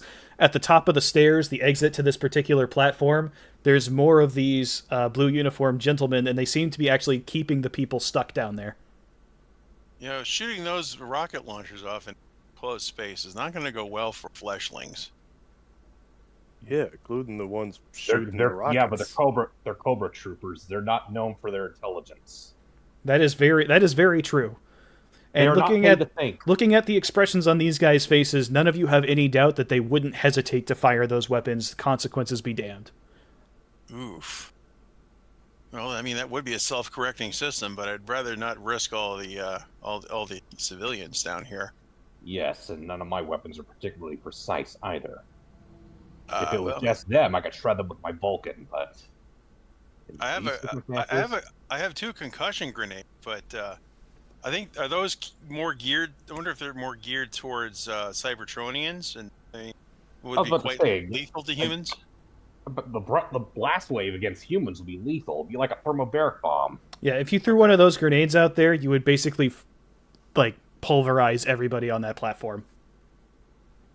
Well, Well, it's just an I'll option. just toss this one as like a plan A or a plan C. Maybe I could just zip right through this station fast as I can. They'll start shooting at me and maybe chase me, and then you guys can come shoot them in the back. Well, what about your dog? What about him? I like him. Well, I'm no, not shoot the dog. I mean, use your have the dog run down that way version. It could work. Actually, the fleshies might even be less inclined to call it in or get reinforcements if it's just a dog. And you hear a... sorry, Scrounger, you know what I mean. Yeah, not the worst plan. What do you guys think? All right. All right. How robotic does your dog look?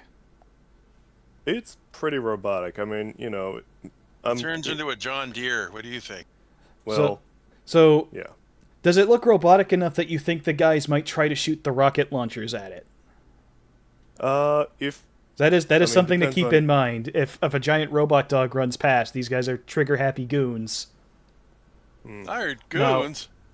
Now, what I will say, when you guys are looking at the platform, you can kind of notice that it's built like a typical station platform where you have the platform itself, and then there's a drop off a good maybe 15 feet down to the actual tracks and ballast below, and it's not really illuminated. It's definitely the right size where if you wanted to sneak across, perhaps your dog might be able to do it. It'd be tougher for the actual Autobots, but the dog might be able to slip past undetected. Yeah, sneak an F-22 through a fucking subway tunnel. See Right. how that works. all right, I think I saw this in a video game. We gotta get us like a big cardboard box to hide under. Well, we have the train car behind us. I Ooh, was that thinking is about true. That's a ways back, but I mean, I guess we could like shove it back here. But I'm what's saying the we put the train car between us and the train cars between us and the platform, and we just push them along. I mean, what's the goal here? I mean, we want to like get To some of get these past blue out guys without. out. We want to get past without the fleshies getting shot. I mean, Alright. I have like stealth and burglary. While you guys are Yeah. discussing this, you notice that at the top of the stairs where they're holding the guys hostage, there were two guys standing there. One of them has now decided that everybody down in the crowd below isn't really going anywhere, so he kind of nudges his buddy and he walks down the stairs, joins the other line of guys, and pulls out a cigarette, starts smoking it. Now the only thing really keeping the crowd in place is one dude at the top of the stairs. Or we could just let off an explosion and make the crowd just run all up the stairs, probably bowl that guy over. It's possible, though he may also shoot.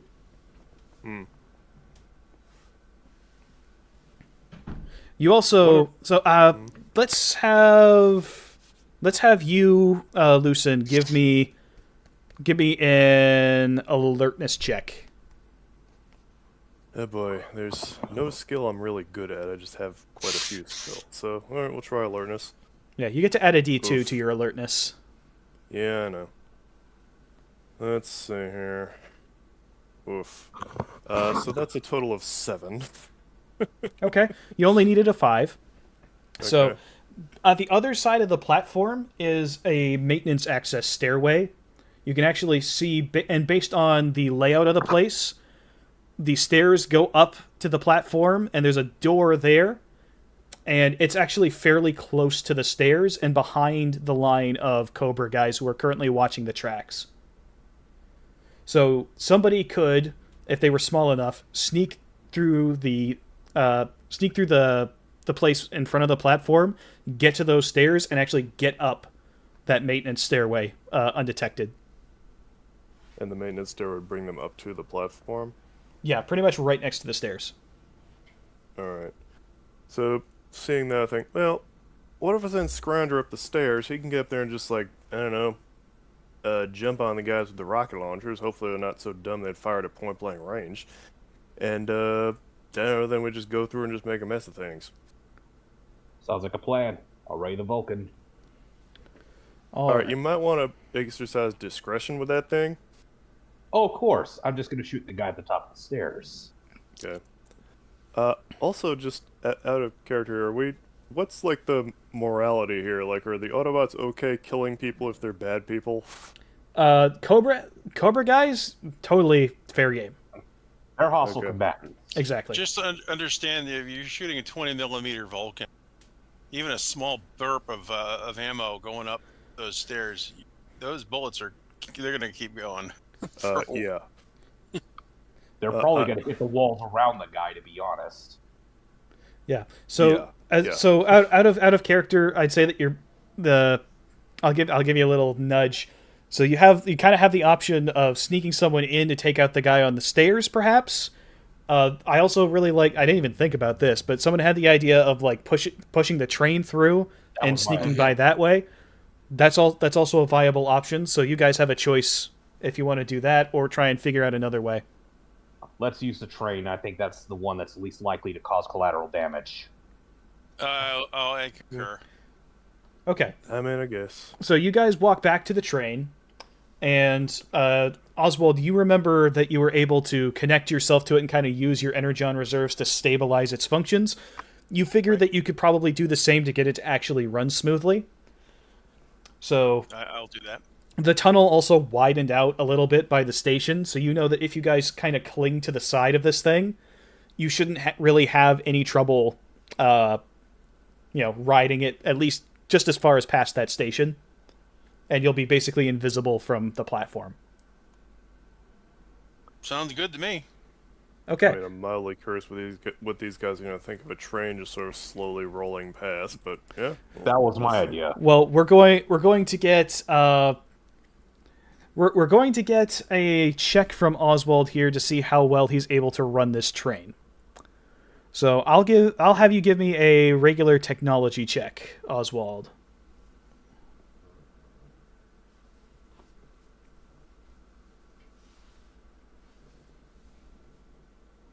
Teen.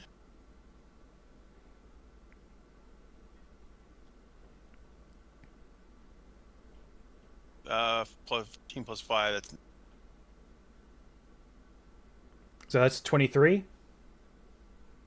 no. I rolled a 14 Oh, 14. with my D20, and then I rolled a 5 with my D8. Okay, so that's 19 then. Mhm. Okay, so yeah, you're able to get the train rolling. It's you're able to get it going at what looks like a fairly realistic speed. If you're somebody who knows a lot about trains, then you probably know that the trains aren't supposed to go in this direction this time of day.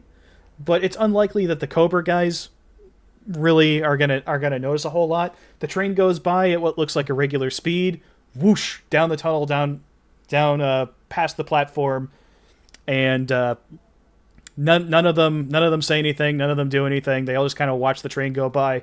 One of them's like, "Hey, why didn't it stop? I wanted to get on the train," and then it just goes on. Yeah, like we were gonna get that one Cobra guy who was a massive Boston mass transit buff. Yeah, exactly. Fortunately, there didn't seem to be any rail fans amongst this particular group of Cobra guys, and the train goes by. The Cobra guys kind of shrug because the whole reason they were there is because they heard the service was interrupted, but a train just went by, so clearly everything's fine, and there's no actual disturbance down here. So they kind of awkwardly just kind of shrug to each other, and then most of them walk back up the stairs, and everyone's really confused, like, what the fuck was that all about? And then everybody leaves the platform except the people who have their commute, and they stay there waiting for the next train. Matt C says roll for autism. Roll for autism. Yep. That's the entire game. All right. So you guys have successfully snuck past the platform, and the hostages have been let go because the Cobra guys got bored. Oh, okay. If ever there was a reason for military guys to abandon an objective, being bored is certainly one of the more believable ones, I think. That's peak E4 Moff. Yep. They're like, why the hell they send us down here? There's nothing down here. Fuck this. I'm gonna go get a burrito. Right. So they go up to haggle with the street vendors and be general assholes to the regular public. So you guys, how far are you going to take the train down? To where the guy, the conductor said. Okay. The next station is about 2 miles up the line. I'm going to have everybody give me a brawn check. Yeah, to shove this thing. Let's see. Well, you aren't shoving it. It's being run on its own power, but this is to see if you're able to cling on to the shaking, rattling thing all the way there. 10. I got a 19. Okay. Oswald? 16. 16? Okay. Oswald and Lucen are able to hang on. Zero, you didn't quite make it. So just about 100 yards before the station, your fingers slip off and you fall off the train and kind of... Because I'm too heavy. Now I'm doing the walk of shame up to the Yeah, station. you are now doing the walk of shame up to the station. Head down. Yeah.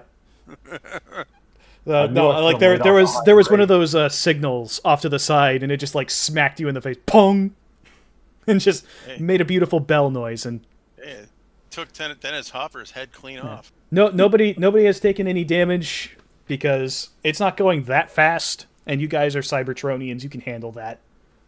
Yeah. So, you guys have now all arrived at the next station. This one you notice is a little bit weird because it's dark.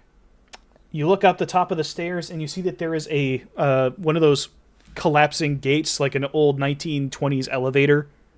You know, one of those doors is closed off at the top, keeping people out. So it's a discontinued station. Yeah. There's no activity that you can see. While everything's covered over in cobwebs and dust, give me alertness checks. If you have situational awareness, you can use that for this. All right. All right. Ooh. Ooh. Yeah, mine- Yeah. I got a Roll.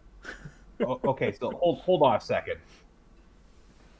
If A I have total of if I have 5. +1 in perception, do I just add 1, or do I roll, or I add another pip on my die? That's a pip on your die. So Oh, so in that case, it should be for perception. It should be 20 plus 1d8. Mm-hmm. Okay, all right. do you have specialization in perception? Yes, I do. Plus, So- I have d6 in alertness. Okay, so if you have a specialization, that means you roll all of the skill dice and you take whichever one is the highest, and add that to your d20. Okay, so So let me pull up your character sheet here. So you have perception. So yeah, you picked perception as a specialization there. So you would roll +1. That's not really how it works. You would roll a d6, a d4, and a d2, and then whichever one is the highest is what you would put into that. okay, d4 and a d2.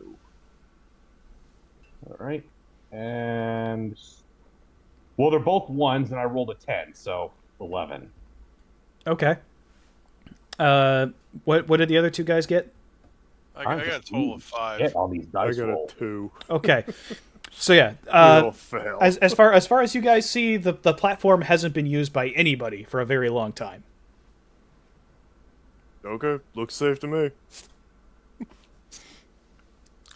Looks too easy to Oh. me. Well, I don't see any other alternatives at the moment. You guys just All been right. paranoid. So I don't see Jack here. You guys just jumping at shadows. Last time I saw a place like this, it was full of scraplets. ooh, Gunslinger's No back, idea and how that. Gunslinger's back, and he brought Burger King. Cool. Neat.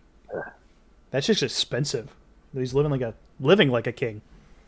It certainly is getting expensive. Yeah. I'm reminded of going through the sewers of Iacon. So are you guys Not my finest moments. any of you guys want to take time to invest? Because I had you roll for what you notice immediately, but do any of you guys want to investigate the platform or take a closer look? I have I have investigation. I mean, I got a natural 1 and then a 1 on the skill die, so I'm playing that as just. I think there's just absolutely nothing here worth looking at. But the rest of you Okay. guys can certainly look around. Give I me can yeah, let me roll it. Yeah, go ahead and give an investigation check, Oswald.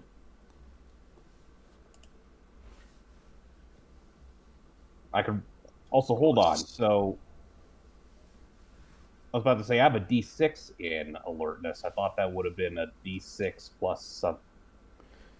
I got a total of 19. No, so the way these things work is with perception. That's your specialization under the skill of alertness.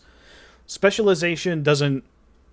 Your perception specialization doesn't add anything to your rolls.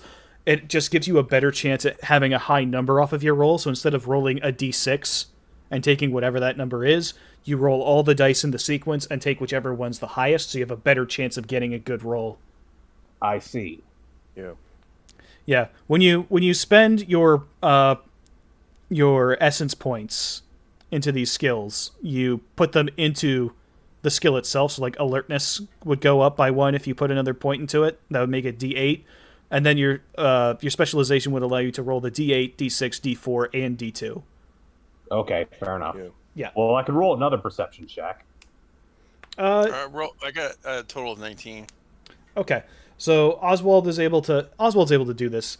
So as you're looking at the station platform, you notice that the dust is a little bit different than you'd expect. It's not evenly spaced out around the platform. In fact, there seem to be footprints in it. Small human-sized footprints. Let's follow the footprints.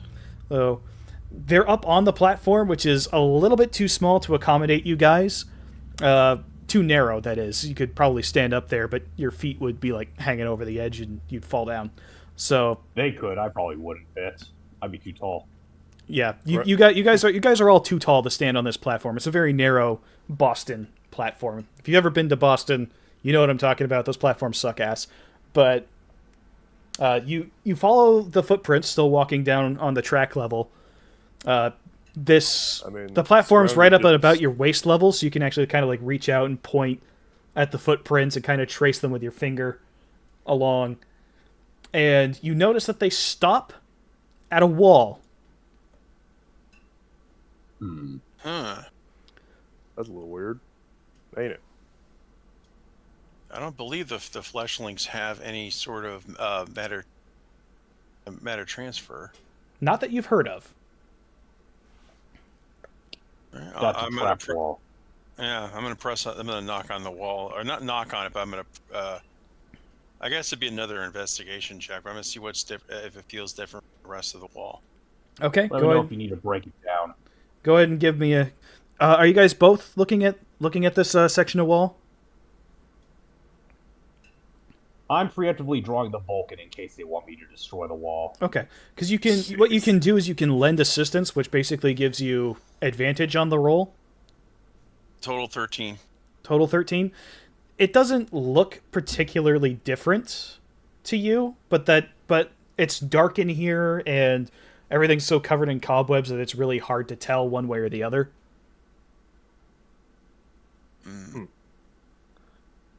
Yeah, does someone want to help out with perception, or see if maybe there's a secret trigger or something? I'm looking. You're looking? I'm Okay. looking. Go ahead and give me an alertness check with... I forget what they call it in this RPG, but with advantage. Roll your d20 twice and take the higher number. I think they call it edge in this. Edge, RPG. yeah, that's what they call it. Crawling in my skin. Okay.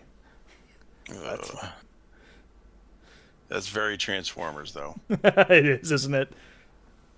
Wake me up inside. Oh boy.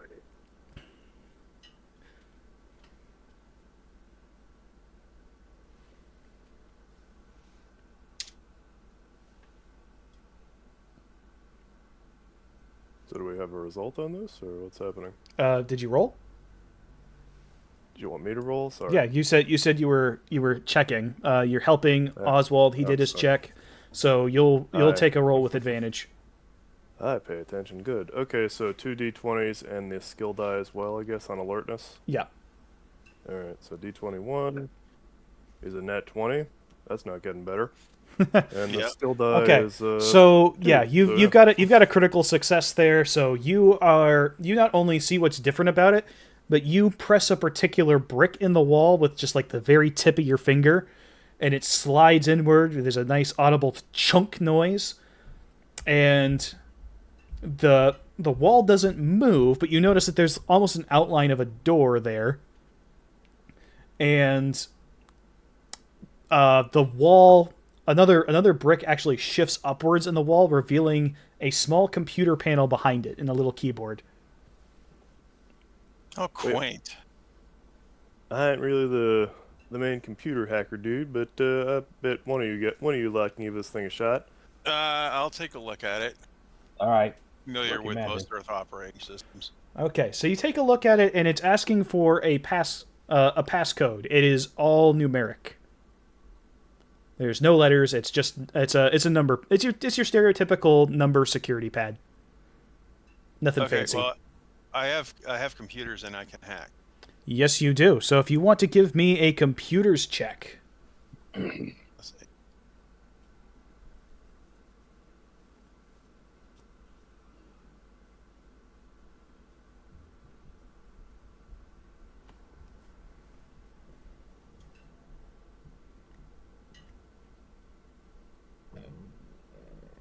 $14. Okay, so you reach out and you connect yourself to this little device. There isn't a whole lot of computer stuff to go off of here. It's basically just looking for the right number, and within about 2 seconds, you're able to determine that the number that it's set to is 12345. That's amazing. I have the same combination on my login. So loud Kong as I knock him on the head there. nice Spaceballs reference. So Yep. you're able to kind of manipulate the electrical impulses so that it thinks that you've input 1, 2, 3, 4, 5. There is a pop and a hiss, and the wall kind of shifts outward a little bit and then slides off to the side, making lots of rumbling noises and dust falling from the ceiling, like something out of Raiders of the Lost Ark, but with more technology. And it slides out of the way, revealing a doorway that is definitely human-sized. Fuck. Or scrap. Yeah, I think that's the correct term for a bot. Who's it's yard dog? So gets the crick out of his nexus. Well, I got a guy I can send in there. All right, you're gonna send your buddy down there. Yep, detached scrounger from my back. He transforms into his dog form and says, "All right, scrounger, just go have a look at. You go look down there. You see any trouble? Just come running right back. Got that?" All right. So you are now transferring your control over to him. I'll have you control his actions from here until he comes back. All right. Just like shadow. So as he goes down the corridor. It's a descending staircase, and as he goes down in there, it eventually narrows down into a fairly small, tight tunnel, and there's no branches or anything. It's just kind of a straight shot. There's lights in this tunnel. In fact, they're almost suspiciously bright, almost as if these are brand new. And the tunnel keeps going for a very long way. He's been walking for about 7 minutes now, and there's no sign of the end of it. Bit It's disturbing. It's a tunnel, but a brand new one. Yeah, it's definitely recently dug out. The entrance of it seemed very old, and kind of the where you met up seemed very old, but it seemed to be little more than just kind of like a maintenance tunnel for like a specific spot, and then it's been expanded upon, going deeper. I'm It gonna just keeps going. I'm Yep, gonna keeps going. I'm gonna consult my the map that I got, and see if I can cross reference and see if it's on the chart. So as you look into the map, what you see is that the sort of quote unquote secret tunnel is on the map, but it only goes in about maybe 50 feet on the map and then stops. Okay, I'm looking for I'm gonna see if I can chart a route to get to that station. Yeah, so it's still automatically doing that. So the path from where you are to where the Joes are, there is actually a fairly straight shot from here going down the tunnels. It almost looks like if somebody did come in this way, they could go directly to where the Joes disappeared. Okay, I know where to go. All right. But are we still I should note that the tunnel is definitely going in the opposite direction from there. The one that Scrounger is in. So Scrounger's going the wrong way is what we're taking from this? Well, he's going away from he's going away from where the Joes were. So if you think about if somebody was to come in and attack the Joes, they would have come from this way. So he's kind of going toward where the source of that would have been. I see. All right. Yeah, Yes, just because was getting a little the mixed way up. I see it, if we went to where the Joes were when they were attacked, That would just lead to us getting ambushed too. Got it. So All do you right, want Scrounger to keep going down the tunnel, or do you want him to come back? Well, I'm assuming I'm in radio communication with him or something. Tell him to hold position for a minute and check with these guys. Say, Shadowbolt, Fox, or any, can you put two and two together on this map, figure out maybe where the other end of this tunnel is? Yeah, reel him back in, and we're going in the right direction. This is just the human portal here just would shave some time off of it. It just looks like it's a straight shot, really, but can't make hide nor hair where it connects. It's okay. I know where to go. All right. Yard dog kind of puts two fingers in his mouth and whistles, and the rider turns around and comes back. That takes skill for something made of metal. Yeah, well. So Scrounger that's comes fine. back to you, no problem. All right. Pet him, and lock him back on my back. Say, all right, let's keep going, I guess. All right. So Oswald, are you leading them to where the Joes were? Yes. Okay. So, yeah. So we're turning around and going where the Joes were attacked. You're not turning around. It's not back the way you came. There's a branch up. So your map is kind of working like a GPS. So if you go off the path, it recalculates your route to find the most efficient path based on where you are. And what you noticed looking at the map is that there is a very efficient path from here to where the Joes disappeared. All right. So as you guys Everybody got that? Sure. you guys step Sounds away about from right. the platform, and what you notice is that on the opposite wall, so if you know a subway system, there's typically a track going one way, one going the other way. So there's like two tracks. There's usually separated by a wall. At the platform, there's sometimes a gap in the wall. So you go through that gap over onto the opposite track, and you notice that where the other wall would be in the other platform and entrance, there is a massive hole. There's a giant round tunnel here. What kind of diameter we're talking? Big enough that you could easily fit... Grimlock wouldn't have to duck if he was in dinosaur mode walking through here. Damn. It's Does big. it look recent? Yes. Yes, it does. Okay, so I think we found what we're looking for. Just, does it look like it's been, like, dug or, like, blasted out? Doug. Okay. Okay. Also, Sonic Overdrive asks, why does Yard Dog sound like Boomhauer? Because I can only do so many voices, and that's the one I settled on. Like, that's just his voice. Like, I don't... It's not the Transformers voice. That's just what Lucent sounds like. Sure. I gotta go down their way. I take it. Sure, that's what my voice sounds like normally. I just put this accent on in my normal social interactions. All right. So, you guys are going down the tunnel? Mm-hmm. Yeah, I tell you what. All right. So as you go down this tunnel, you see that every now and again there's like piles of like dirt and rock that have been shoved off to the side, and you notice that there are definitely tread marks on the ground. Like somebody's brought heavy equipment in to do this. How exactly they got it in isn't perfectly clear at the moment, but you do remember that Astro Train was coming down this track before. Mm-hmm. So, You got Dropped off the Cybertronic truck down here. yeah, you continue to walk down this tunnel for about 15 minutes, and you're getting very close to where the Joes disappeared. So, how are you guys walking through this tunnel? You just kind of walking line abreast, all just taking a summer stroll? Loxone's kind of crouched down, and he's kind of sticking his finger up against the trigger of that Vulcan. Carefully, we trundled step by step. All right. So the tunnel eventually opens up into a larger cavern. It's intersected with another tunnel line here. So if you just kind of followed your guidance system, it would have taken you down another tunnel that met up with this.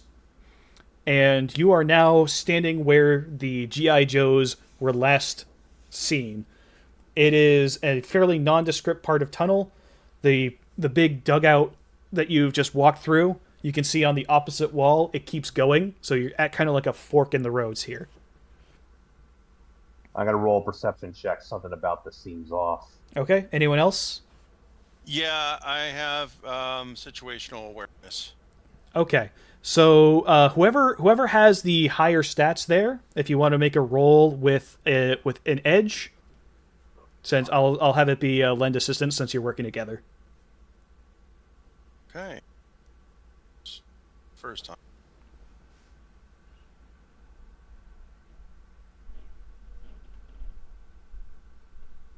Hmm.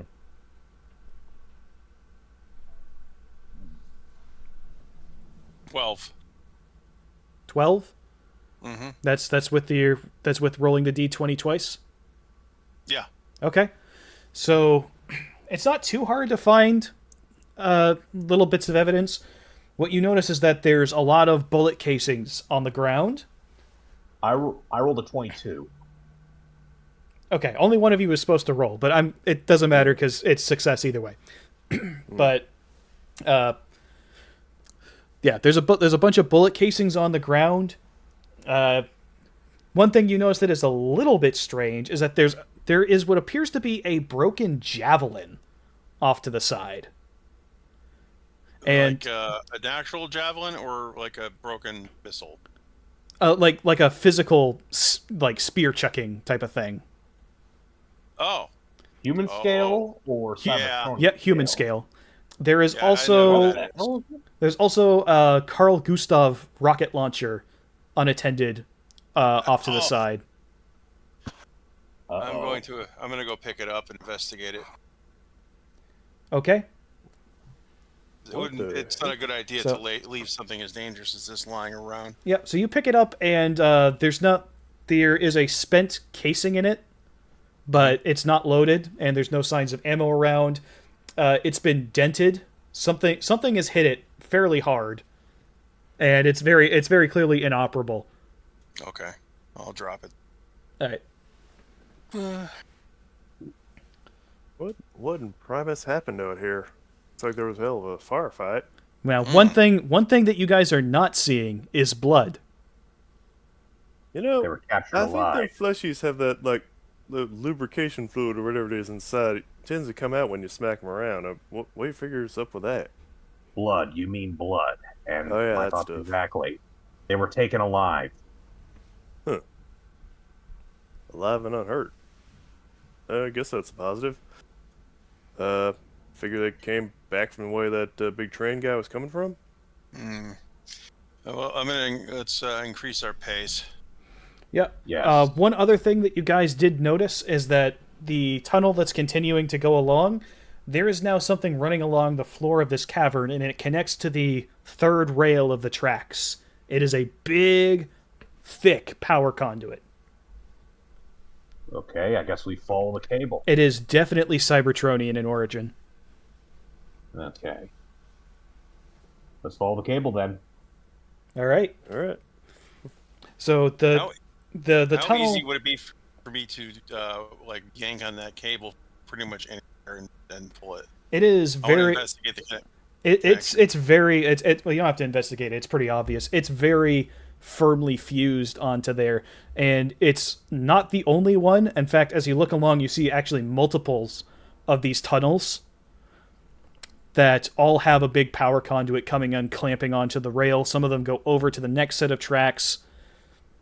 There's like a whole network of these cables. I'm gonna look over at Fox One. Can you cut through these if you need to? Probably. Might take me a couple swings. It would looks they- like if you wanted to get these things off, you would need to use a concentrated burn of energy. It would probably take you, with a dedicated cutting tool, about a minute and a half per cable, and there are a lot of cables. Okay. So these are like giant like undersea cables. Yeah, these are big fucking cables. Like, these are things that are clearly designed to attach onto bigger sources of energy, but they're being used here. Could the cables be destroyed with, Okay. say, gunfire? Not easily.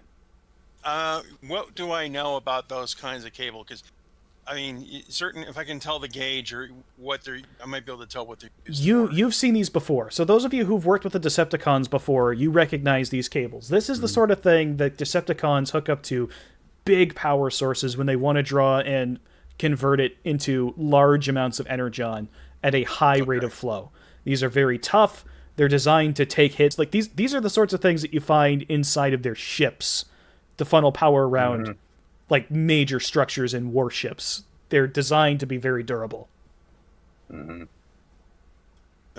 Somebody took a lot of time hooking these up, and it's going to take about as much time getting them off. Looks like the cable's on the ship I came to Earth in. You also know that these sorts of setups typically tend to actually converge onto a single device, that being the actual energon converter. So if you wanted to stop production, it would be a lot easier to stop it there than it would be at the cables. Right. Agreed. Now the question is, why come to a subway station of all places to do this? I mean, it's a source of power, and it's underground, so it's not like any of you flyers are going to notice them. It also has the largest. Those tracks are able to channel the largest load of area. Yeah. Giggity. As you're looking around, you're near a station platform, and it has lights on it. The lights are very clearly flickering, like the light bulb's about to go out. There is clearly a lot of energy being drawn out of this area. Yeah, Well, it definitely looks like an energon production. let's follow the cable then. All right. So as you continue to walk down, you do find occasional further signs of a struggle. There are still boot prints in the mud. Well, the dirt's not really mud; it's not wet, but there's footprints in the dirt along with the tracks. Occasionally, there's more bullet casings. You see some scorch marks on the wall from where energy weapons have impacted. Somebody's fought a running retreat through here, and eventually, you stumble upon a helmet, a green forest camo helmet. As long as I don't run into Nick Valentine down here. There's still no blood, but there is a helmet now. Does the helmet have any particular details on it I might recognize? It looks like a fairly standard issue, like 1980s era helmet, U.S. military. Helmet. Yeah, it's military, definitely U.S. military. These humans lose their armor so quickly. You're fairly certain it's from one of the Joes. Also, who'd be wearing a forest camo helmet in the city? Have you met the G.I. Joes? It's a question of whether Yard Dog has actually met the G.I. Joes in detail. Oh, that is actually a good question. You would know more about that than I would. Fox has definitely met the Joes over the years. He's been around long enough. I know them by reputation. Probably same here. I mean, I'm not Granted, really a they military were vehicle. shooting at him, but he does know them. Okay. All There right. you go. So, are you guys going to take the helmet with you? Just going to leave it where it's at? I Could guess be we could booby take. trapped. That's true. It could potentially be booby trapped. Any of you guys want to check? You know what? Sure. I'll right. look at this. All right. I will do. You want to do it? I'll do a Yeah, check. Give me investigation if you've got it. Otherwise, just alertness is fine. All right. Is 0 rolling alertness or what's God happening here? damn it! Okay. Okay, guess you know he what? I'm is. not doing any more fucking rolls for the party. I got a 9. That is perfectly adequate. That's perfectly adequate, but that is just a normal fucking helmet sitting on the ground. Okay, no booby Alright. traps. Yeah, nobody had the time or even the inclination to booby trap a random No, I'm helmet. gonna use a different website for rolling that crap. I don't like that one. He's killing his virtual dice. So, while Fox 1 apparently has a meltdown over something, Yard Dog takes just the extendable aluminum ladder off his back and just sort of extends it and pokes the helmet a little bit, sees if it blows up. Yeah, it rolls off to the side like Do you have perfectly. a list of random items you have back there? He actually that- on his character sheet he does mention that he has a ladder that he can use. Yeah, Oh, it's cool. it's literally a support piece of equipment I just have attached. Yeah. So yeah, he extends it out and he pokes it and it just rolls over like foop onto its other side. Perfectly normal helmet, nothing weird about it. It's just sitting there. Alright, I'll go pick it up. Throw it in my, I don't know, whatever it is, inventory. I don't know if we have a backpack or what. Hey, we got Sanford and Son here. We don't need one. Yeah. Alright.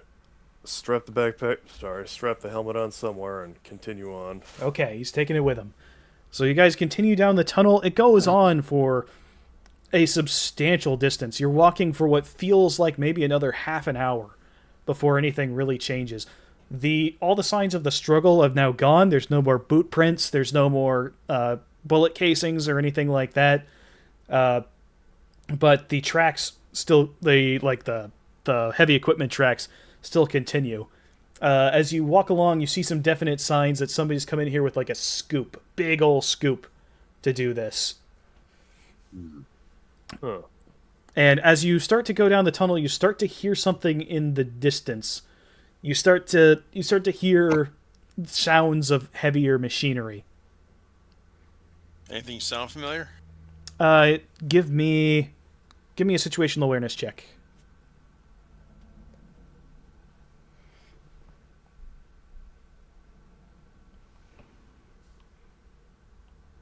Or technology, if you'd rather do that. Either one is fine. I know you have better stats for technology. We're about the same. You have a D4 for alertness. 18. Okay. So, yeah, it definitely sounds like somebody's got a bulldozer down here, possibly a backhoe. But they don't sound like they're running on normal combustion engines. Scrap. I'm probably at least loosely familiar with the Constructicons. Both the That's what I'm Decepticons will know the thinking, too. Constructicons because they form Devastator, and it's a very important part of the team. Yeah, you guys know the Constructicons. Yeah, you just hear Foxwell mutter slag. And then off in the distance, a particular Dinobot's ears start to burn. Someone's talking about me? Yep. Excuse me. Excuse me. Oh boy. God, that movie's so fucking good. Yeah. We're gonna have to avoid these people. So I mean, individually they ain't that bad, I think. not individually, not really. And I was you about do to say, I don't think there's you enough do room for notice, yeah, Devastator you do here. definitely notice. Those of you who've seen Devastator before know that there's not enough room in here to form Devastator. However, there are, I believe, 5 Constructicons. Yeah. I think And- it's actually six. but- Oh, Six. no, that's right. Yeah, there's 6. There are 6 Constructicons, and there are 3 of you in a minicon. So, yeah, I mean the numbers ain't exactly on our side And here, this, but you know, and this is their element. yeah. So this, it's not an ideal situation for combat. However, it does sound like they're definitely working, and you know that Constructicons, if they're actually doing a job, they're not particularly bright or observant. And I have infiltration stealth. Yeah, that was- they are making a lot of noise. You guys aren't even particularly close to them, and it's still pretty loud. which Yeah, is I- good I because agree. I'm really bad at infiltration. Yeah, I'm not expecting to do it at all. Yeah. So, I I'm mean, a fighter, actually- not a you spy. guys gonna keep going down the tunnel? Yeah. We got nothing where else to go, right? I literally have a hang up that penalizes my infiltration skill. So I mess around all the time. So this Well, is that and you have all interesting. that crap rattling around the back of your chassis. Yeah, probably that too. So you guys are continue to going down. It keeps getting louder and louder to the point where you can't even hardly hear each other. And finally, jeez. the tunnel kind of abruptly stops and opens up into not a taller space, but a wider space. There's a big round cavern that's been created. You look around, and around the edge of this large kind of room, for lack of a better word, that you find yourselves in, you can see the ends of all those tunnels from earlier, and all the different power conduits are all leading in here, and they all come to a stop at a big machine in the center of this space. Standing at this machine, with his back turned to you, is a very recognizable Decepticon, Soundwave. Crap. Well, that's a problem. He is standing with his back turned to you, and he seems to be very absorbed in whatever he's doing. He is just staring down at this particular device. Now, I need everybody to give me a situational awareness or perception check. All right.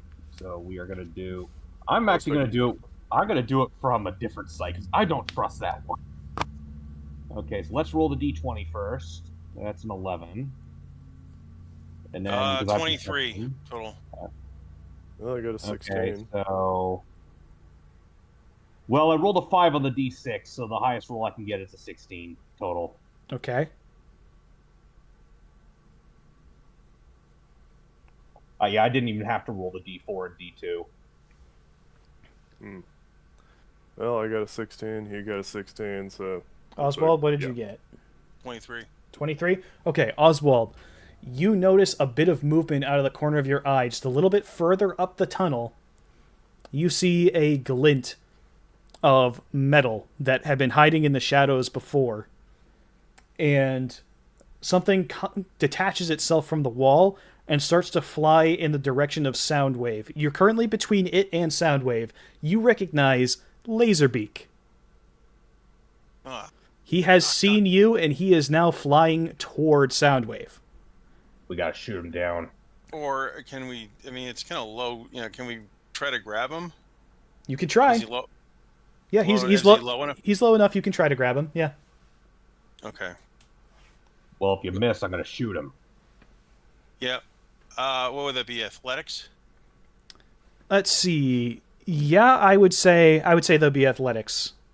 Athletics versus... I need to pull up his stat sheet here for a second. Give me a sec. I took a picture of it earlier. That's the wrong button. 14.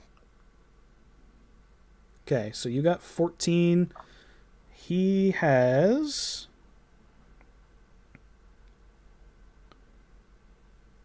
evasion. Okay, his evasion is 17, so you did not manage to grab him. So he's gone past you, and he is now moving in the direction of Fox 1 and Yard Dog.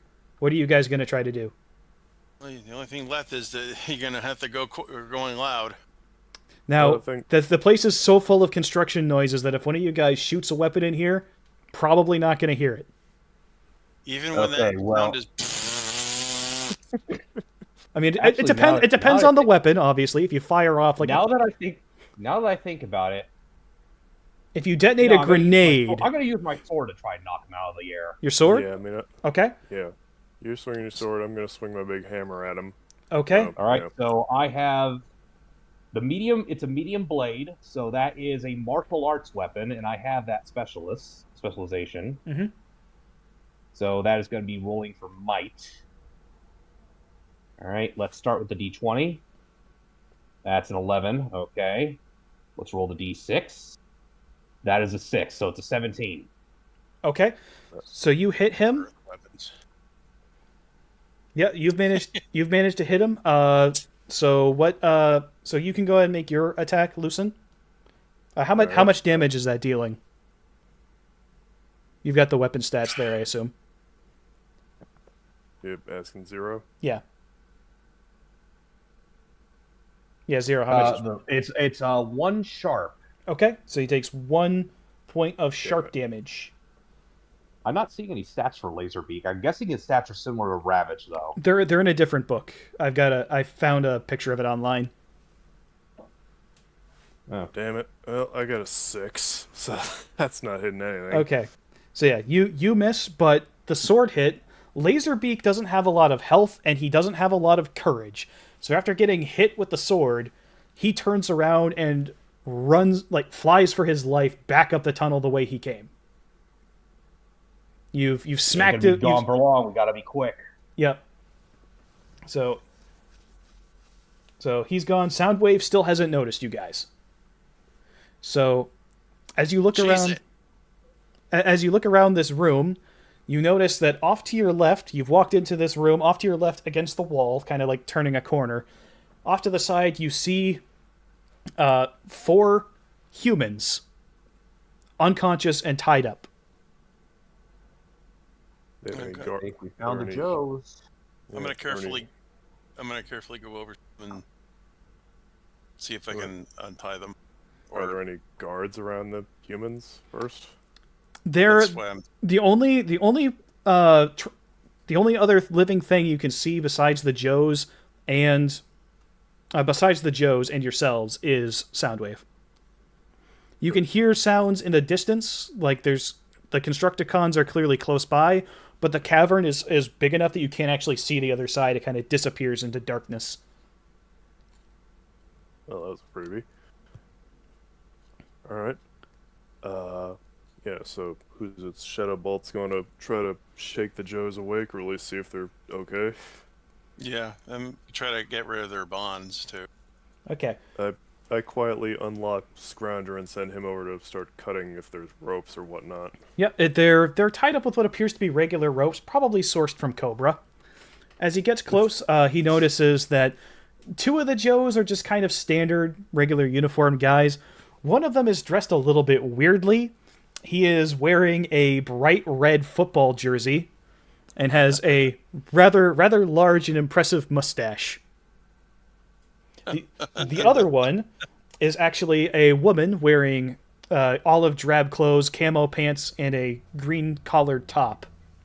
And a nice short, kind of a bob hairdo. Yep, short hair. And low cleavage.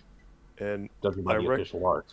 I recognize they might be. I recognize they are hardcore military, but they're probably just a little freaked out that a robot dog with a lawnmower blade is going to try to cut them out. Well, they're still unconscious at the moment. Okay, that's probably for the best then. Speaking Frankly, of we're which, all just picking them up.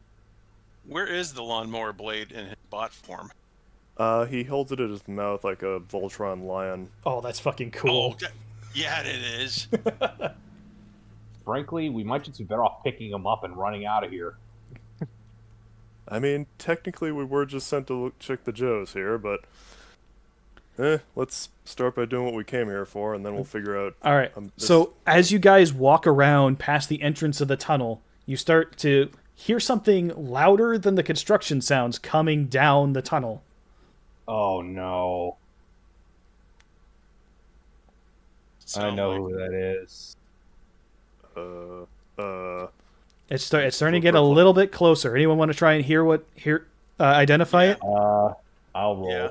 Okay. I'm looking for a I'm place pretty to sure I hide. know who it is, though. Yeah, go ahead and roll. Oh wow, I ate shit again. That is an 8 total. Okay. Oswald, were you checking as well? Yes, I was. All right. 24. You hear the distinct sound of a jet turbine rapidly High-pitched whine? approaching. Yes, rapidly approaching down that tunnel.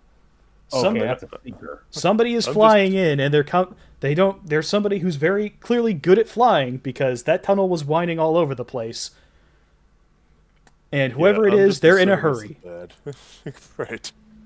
So what are you guys gonna I'm do? just assuming this is bad and I'm hiding, so I'm looking for a place to take cover somewhere. Okay.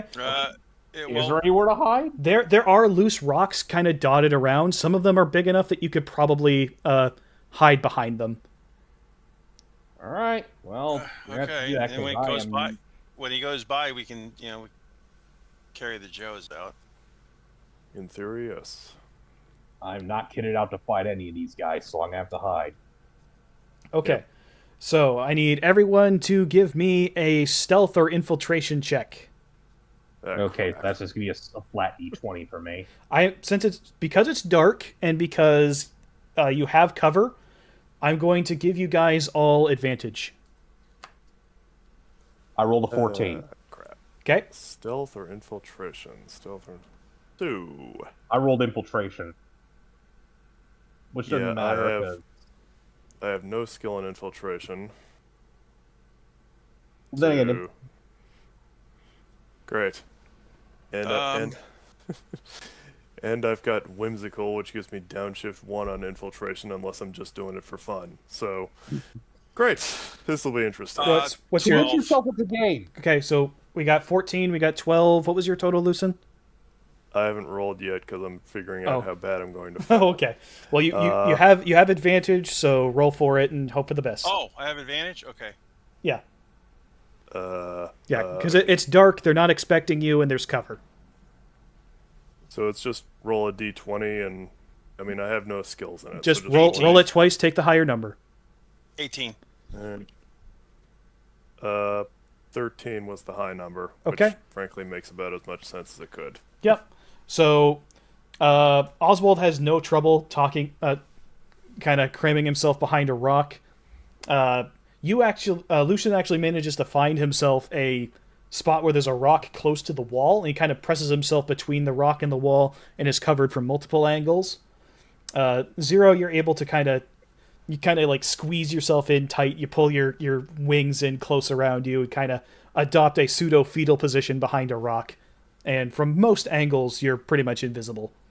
So you guys no sooner manage to get yourselves hid than a very recognizable blue, red, and gray Seeker comes flying in, transforms into his bot mode without even slowing down, slams his feet down right next to Soundwave.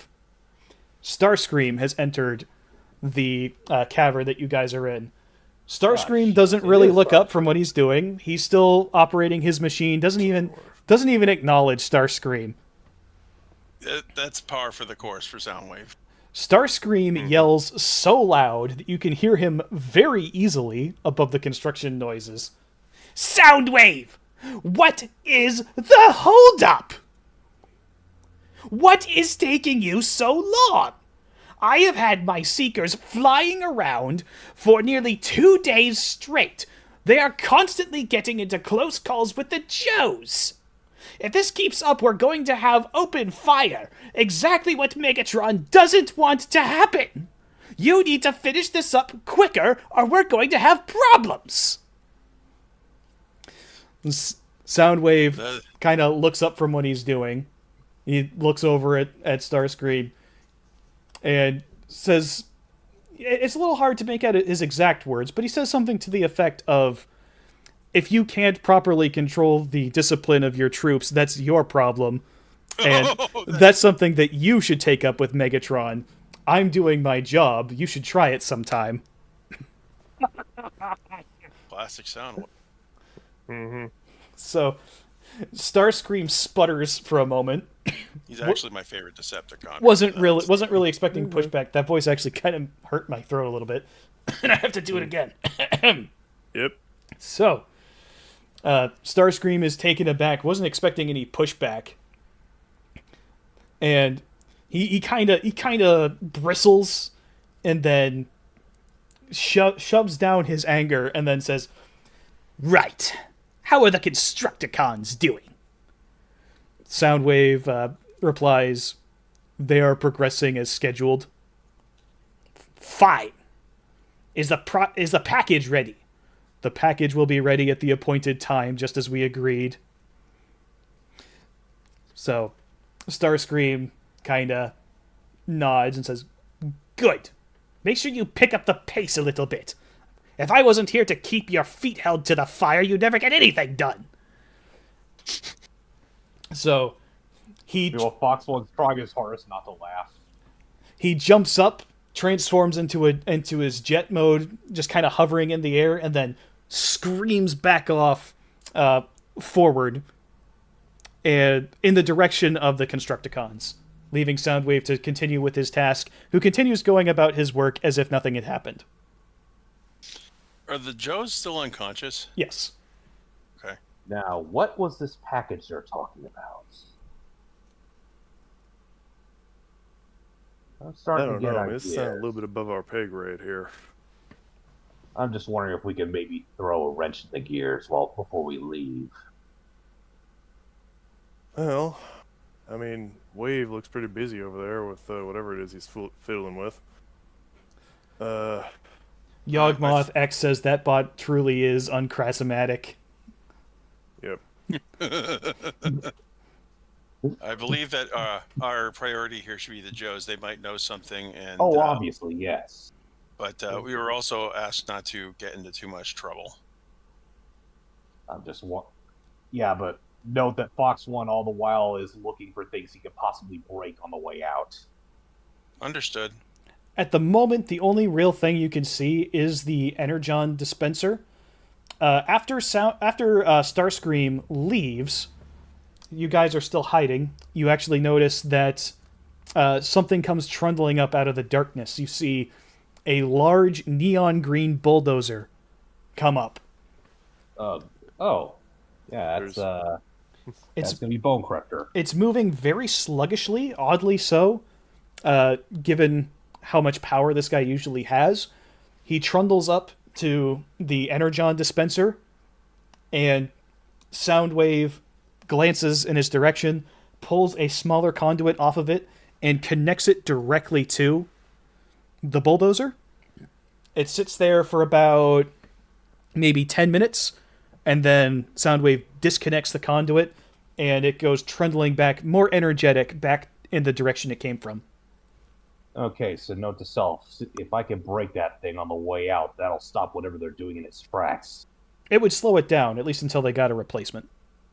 You know that it's not a particularly uncommon piece of technology. Mm-hmm. Well, there's something else we could do. Oswald, we could hotwire it. give me a technology check. Yes, sir.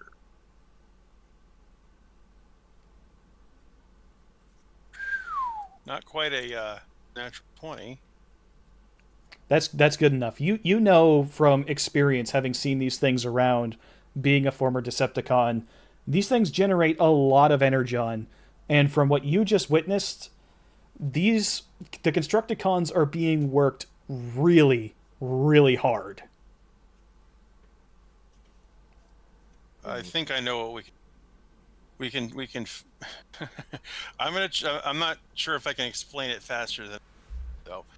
I'm going to attempt to do a little field surgery on the conduit, feed it back on itself, and hotwire itself to make it short circuit. Okay. If you want to give it feedback, you'll have to interact with the actual device itself. You won't be able. That's what I mean. Yeah. You mean the thing Soundwave's at? You're right going to have to walk within farting distance of Soundwave to do that. Oh, okay. I didn't. It was still. I thought he went back to. He's working on that device. He's monitoring its functions and recharging the Constructicons off of it. Yeah, he'll know right away if something's wrong. Okay. Which is why I was suggesting we just shoot it. I mean, yes, but then we're gonna have him chasing us probably. In this continuity, what does he turn into? In this continuity, he turns into his regular tape player. Yeah, so he's not going anywhere. Yeah, if you guys run out of here in alt mode, he won't be able to chase you, and the Constructicons are not particularly fast. However, Starscream is nearby. Okay. I mean, Starscream's got other things to focus on, right? And he just tore out of here. He's probably, zipped on up to the surface or if something. If all fails, I can play interference. You also remember that while you were flying in earlier, you did not see Starscream patrolling with the rest of the Seekers. Okay. Yes, Well, there's another thing we could try to do. Yeah, but we do know Thundercracker and Skywarp are in the area. Yes. We could try to create a cave-in. Do we have the firepower for that? In a cavern this big, you wouldn't be able to bury the whole thing. You might be able to collapse a tiny section of it. Not in a substantial enough way to break the energon condenser. Can you bury its controls? You could, though. We're not talking about if you can't destroy, degrade, fuse it. Yeah. If you guys destroy it, it's a common piece of technology. If you do destroy it, they'll have it replaced very quickly. Is we bring it down on Soundwave. Right, but remember they're on a time schedule. I mean, yes, but if we cause a cave-in, bear in mind there's 6 Constructicons nearby that'll probably dig it out. Also, keep in mind your mission is to gather intelligence so that the Autobots can mount a proper offensive in the future, or the Joes can. Yeah, I mean, I think we were kind of quietly agreeing that's what we're gonna do. We're just seeing what kind of parting shot we can get on the way out. Okay. I'm just talking about slowing them down and causing chaos within their. So, what weapons do you guys have? I have a couple of concussion grenades. Okay. Medium blade, a rifle, that's the Vulcan, and technically what counts as a long-range rifle, which is various guided missiles. Yeah, and I got like a shotgun and yeah, maybe a grenade. I forget how Oswald, they I'm going to work. say that if you throw both of your grenades at this device, you could destroy it. It's not super durable on its own. It's kind of meant to be tucked away somewhere in a corner. Requires constant attention. At least for whatever task Soundwave is currently doing with it. For normal operation, it kind of runs on its own. You don't know exactly what he's doing over there. But Well, but if you throw those 2 grenades, you could destroy it. It would probably buy you 2 hours. they seem to be on a tight time schedule, so It's up to you if you want to do it. then we get ready to cheese it, you guys. All right. I'll transform into my truck mode. You guys squish the Joes in as much as you can into my bed and my cab, and I guess I'll tear out of here as soon as you throw those things. All right. Or maybe a little before, because we can probably get through here a little faster. All right, Yeah. who's picking I don't up? think he'll hear it. So who's the first one to touch the Joes? Well, if he's got infiltration, he should probably go first. I have infiltration. Yeah. Okay, so yeah, but who's going to be interacting with them first? I mean, it's entirely possible that Scrounger's the one who's interacting with them first. He tries Okay. to cut the rope around him. All right, so Scrounger, he unties the Joes, and in the process of doing that, one of them, the woman, shakes awake, actually like comes to her senses, a little bit groggy, tries to stand to her feet, but falls flat on her ass, which is sizable, and then notices the giant robot dog in front of her. She kind of like braces herself against the wall. She drops into as much of a combat stance as you can be in while sitting on your butt. And then she looks a little bit closer and she notices the Autobot logo, the emblem on Scrounger. And then she visibly relaxes and looks actually very relieved. Good doggy. She looks relieved. She smiles. She kind of walks over to the Scrounger and gives it a little pat on the head. It's like, Okay, well, fine. she says, well, I guess there's worse things to wake up next to. Yep. Yeah, let's just hope she's not referring to about Flint. Yep. Big tongue kind of lolls out of his mouth and he pants a little bit and yeah, continues chewing the others out of their restraints. So she goes and assists. She pulls a small combat knife out of her boot and cuts the others free. The guy with the jersey stands up and manages to actually rise to his feet without falling over, surprisingly. Just kind of rubs his head a little bit and says, ow. The other 2 Joes don't wake up right away. They're still kind of incapacitated. But the big guy and the lady managed to lift them up and actually drag them over to Yard Dog. Yard Dog, are you in robot mode or are you going to turn into truck mode here?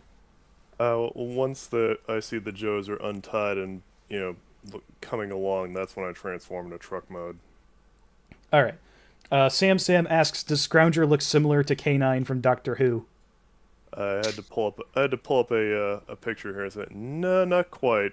Have you got a picture? I can show it to him.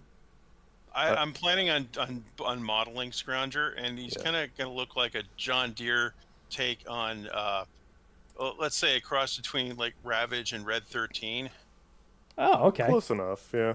Yeah, I don't have a picture of Scrounger myself. I had to pull up a picture of K9 from Doctor Who because I didn't recognize that. Oh, yeah. Oh, That's a little. Yeah. Wow, that's that was a little too really good fast. impression. Holy shit. Yeah. All right, so yeah, they load themselves up into the back, and the woman kind of taps the top of your cab and says, "Man, are we glad to see you guys."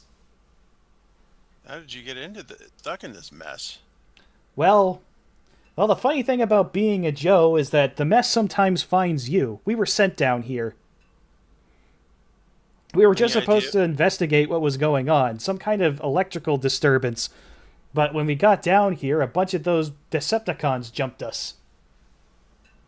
Yeah, they seem to be running a energon production operation down here. Oh, that's So just the tip of the iceberg. Oh, what else? Well, I wasn't exactly unconscious the whole time. I was mostly just pretending to be asleep so they'd leave me alone.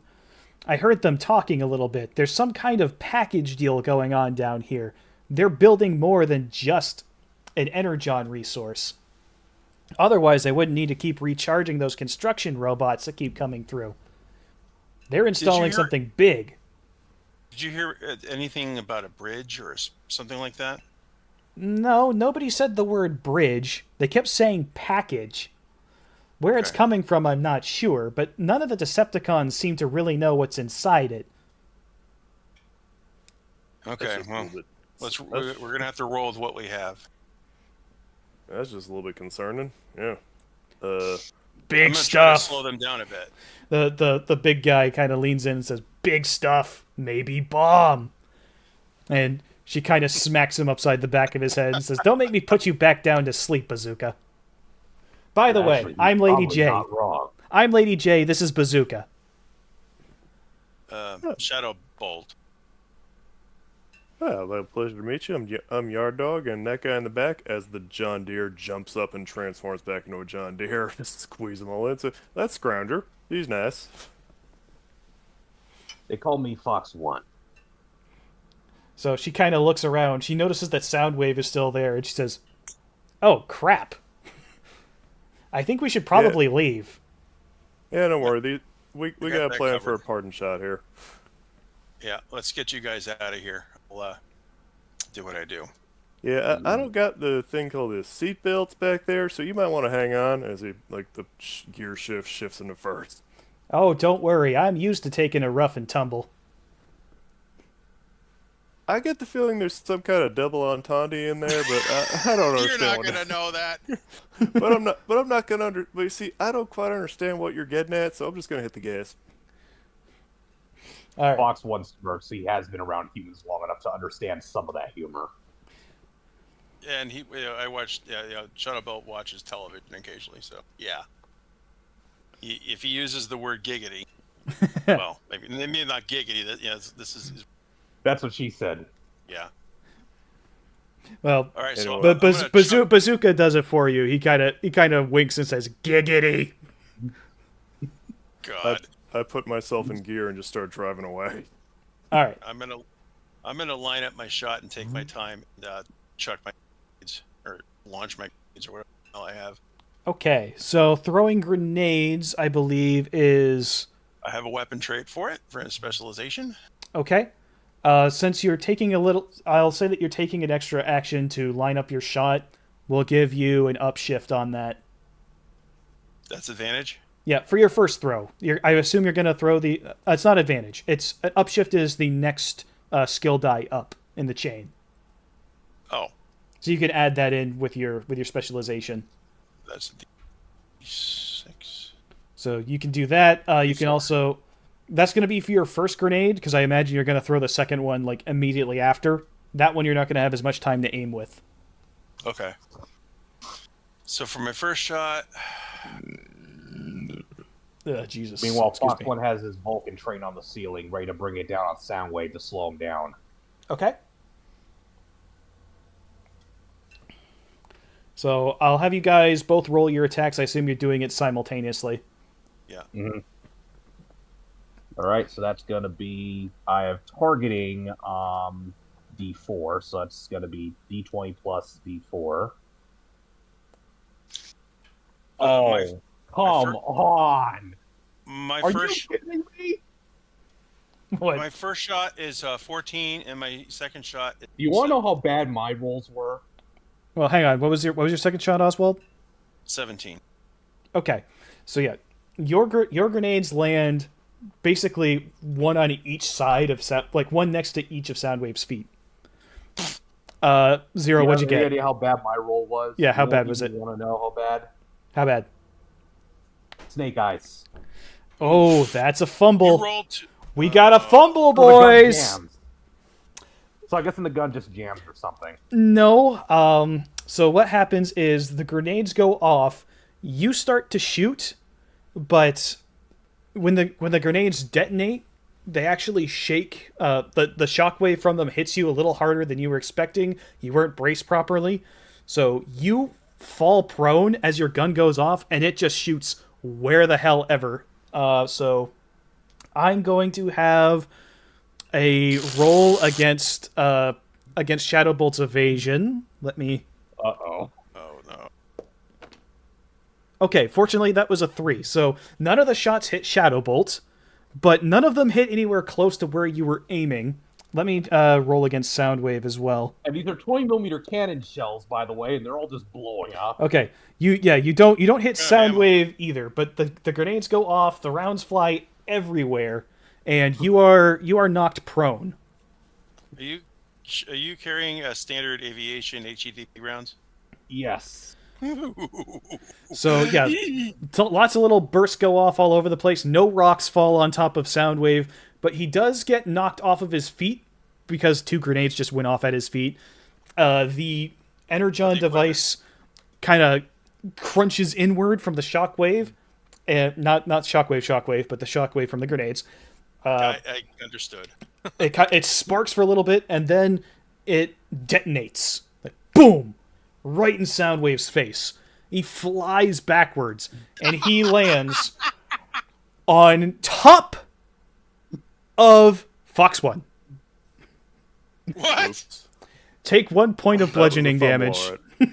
alright. I take 1 point. Okay. And what is your size class? Huge. Okay, you're the same size as Soundwave, thankfully. If he was bigger than you, this would be very awkward. Be even funnier. You'd be stuck. You'd be stuck underneath him. But How do I know what my size class is? I don't remember seeing it. You're common. Common. Okay. yeah. So you're the size of a typical Cybertronian. Okay. So, you can. So what are you gonna do, Zero? I'm gonna try and shove them off and get the hell out of there. Okay, that is- if possible, because I'm gonna be in a bit of a rush, so I'm gonna try and switch to alt mode and fly out. Okay. That's going to be a brawn check. Okay, so that's a D20. Yeah. Can I help yank him out from under Soundwave? How close were you to him when this happened? I was right next to him. Okay. Yep. So I will. Which one of you has more brawn? Either you? That would be I don't him. have anything in brawn. Okay. I have a toughness of 12. I don't have anything in brawn. Okay. I have a toughness of 14 for all that So matters. yeah, you got. I'm going to give you Zero. You go ahead and roll with an edge because he's going to lend assistance. All right. So my first roll is 17.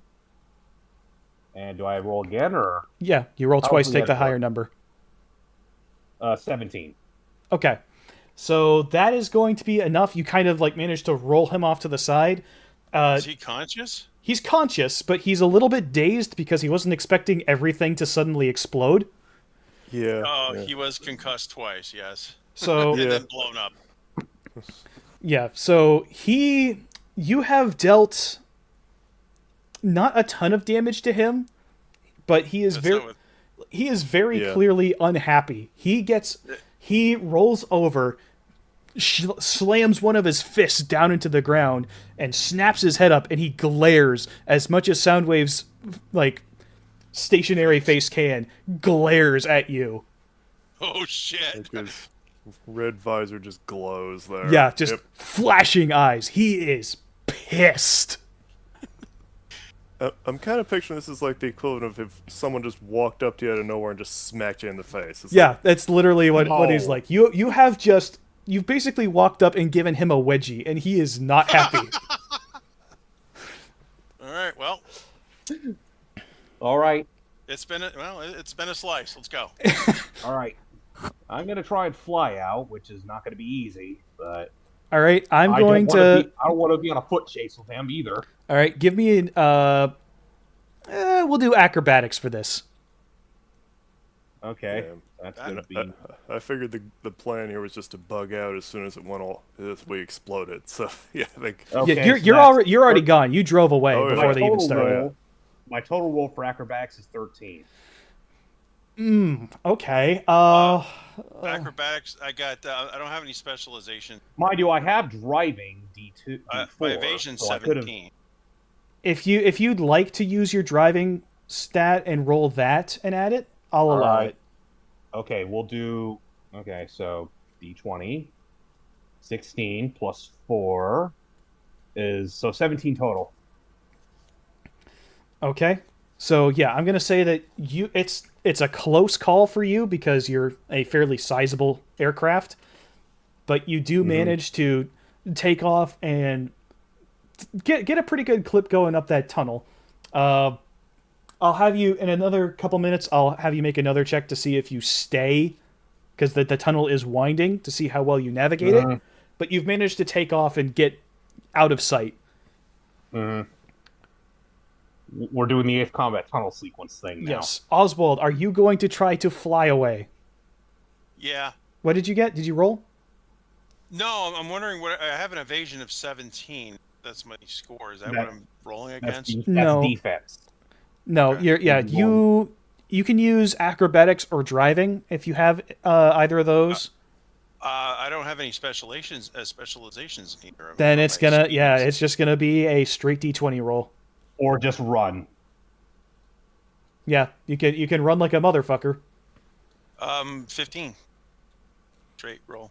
Okay, that is just enough. That is the number that I set. So you successfully transform into your rather large alt mode, and your wingtips are scraping the sides of this tunnel as you fly. But you are able to Smaller success. than I am, actually. I thought it was I thought it was a bomber.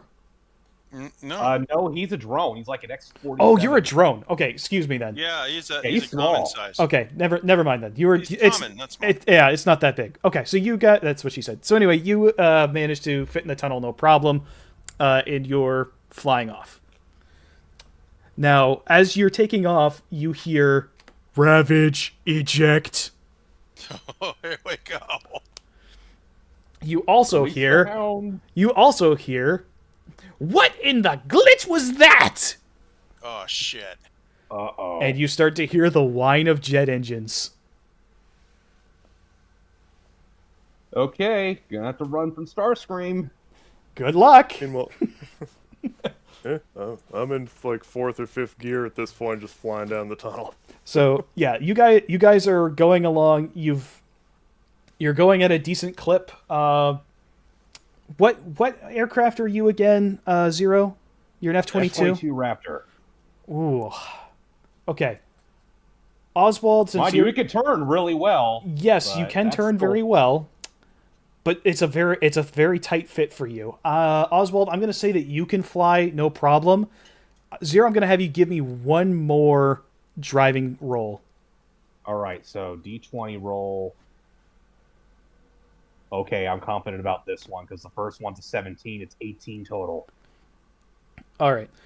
Yeah, I'm going to say that you're able to just barely, but successfully maneuver your way out here. So now I'm going to see what Starscream gets. Give me a second here. Oh, So he has a D2 for driving, I actually have a better I didn't- driving skill than him. apparently. I didn't take driving because I figured So that I'm a only better counted pilot for than ground Starscream. vehicles. Suck it, Screamer. Well, I was going to let you take like regular acrobatics, whichever one was better for you, but they're the same. So, okay. As you're flying away, you hear boom, smash. Ah! Oddly enough, that's pretty in character for Starscream. And like you hear, Soundwave! Why are you getting in my way? Get out of my way! God. If Aqua just says Splash 1 Decepticon. Jeez. You still all maneuver hear kills. the engine noises, but he has been delayed. He is not immediately on your tails, but he is still coming after you. Grease son. Meanwhile, Yard Dog is just sort of flying down the tunnel. He says to Lady J, "You know, the scream sound a little like that Cobra guy on the radio." Yeah, his voice did sound kind of familiar. Come to think of it. I think that's a little weird. I don't know. All right. So you guys get back out into the tunnels. From here, if you follow the tracks, you'll more or less end up back at the North Station entrance. It's a fairly straight shot, though it is a little tricky to drive a truck down through here.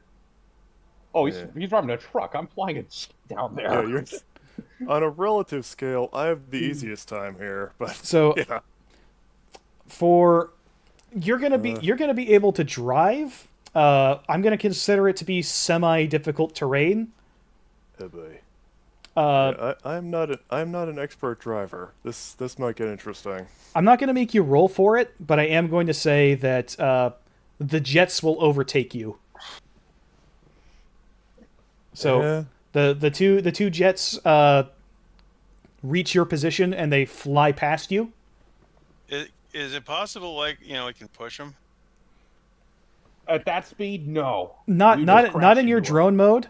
However, I will point out that Starscream and Soundwave didn't see a truck. They only saw the two seekers. Yeah. And there are still branching tunnels. From a physics and like convection schmection standpoint here, is there going to be a problem with the humans in the back of two jets flying directly overhead? It'll be warm and it'll frazzle their hair, but I'm not gonna be like they all get fried by the afterburners. That's Yeah, no, Bazooka's eyebrows are gone, but that's about it. they're going too fast. All right, fair enough. yeah. He like you Maybe you he's burn never you by burn the past Soundwave. Bazooka and he goes whoa. Yeah, And- the flowers are like that. Yeah. They might have a hard time hearing, though. from all So the sound. they've gone past you. They're headed toward the exit. You start to hear the whining engines coming up from behind you, and they are getting closer. That's crap. Joes, if you still got hearing, you might want to hang on and do like another handbrake turn to just turn into one of these side tunnels here and just pray to Primus that these guys don't look for me. All right, give me an acrobatics check or a driving check, whichever you want. Well, I can suck at both. Let's see. Acrobatics. Well, I'm slightly better at driving, which is not saying much. Where is it? There it is. Okay. Driving. Come on, driving. That's good. That's an 18 plus 1. So, oh, sorry, 2. So 20.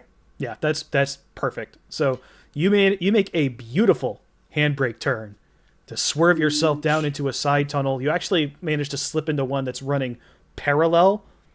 You look at your map, and it's more or less still a straight shot, but now you're down a different tunnel. You hear as whatever it was that was flying behind you has now gone past you. Yeah. I'll take it. So just, if this tunnel's parallel, I'll just keep right on going, kind of hoping to aim for the whatever it is, the North Station. Okay. So I do radio on ahead to the flyers here and say, Bolt and Fox, you might want to step on it. There's something really angry just came up behind me. Yeah, we're working Duly on it. noted. So while you're driving down this alternate tunnel, you do hear something that's a little bit concerning from overhead. You hear a screech type of noise, and you look up, and Laserbeak is flying over top of you. Oh, he's back. Oh, He's pissed. son of a Unicron. All right. I don't think I have any weapons I can use in my truck mode. Do you have any tools in your back? Probably. What kind of tools? I mean, you can make them up can- if you hey. want to, but what kind of tools are back there? Well, I mean, the ladder is always there, and Extend the just, ladder. Yeah, exactly. Just, Let him fly into You the know- ladder. you know what? I do like a little bit of the Maverick move. I hit the brake while extending the ladder and see if he just slams into it. Okay, all right. I'm gonna give him an evasion check to see if he gets out of that. Give me a second. All right. All right, so evasion.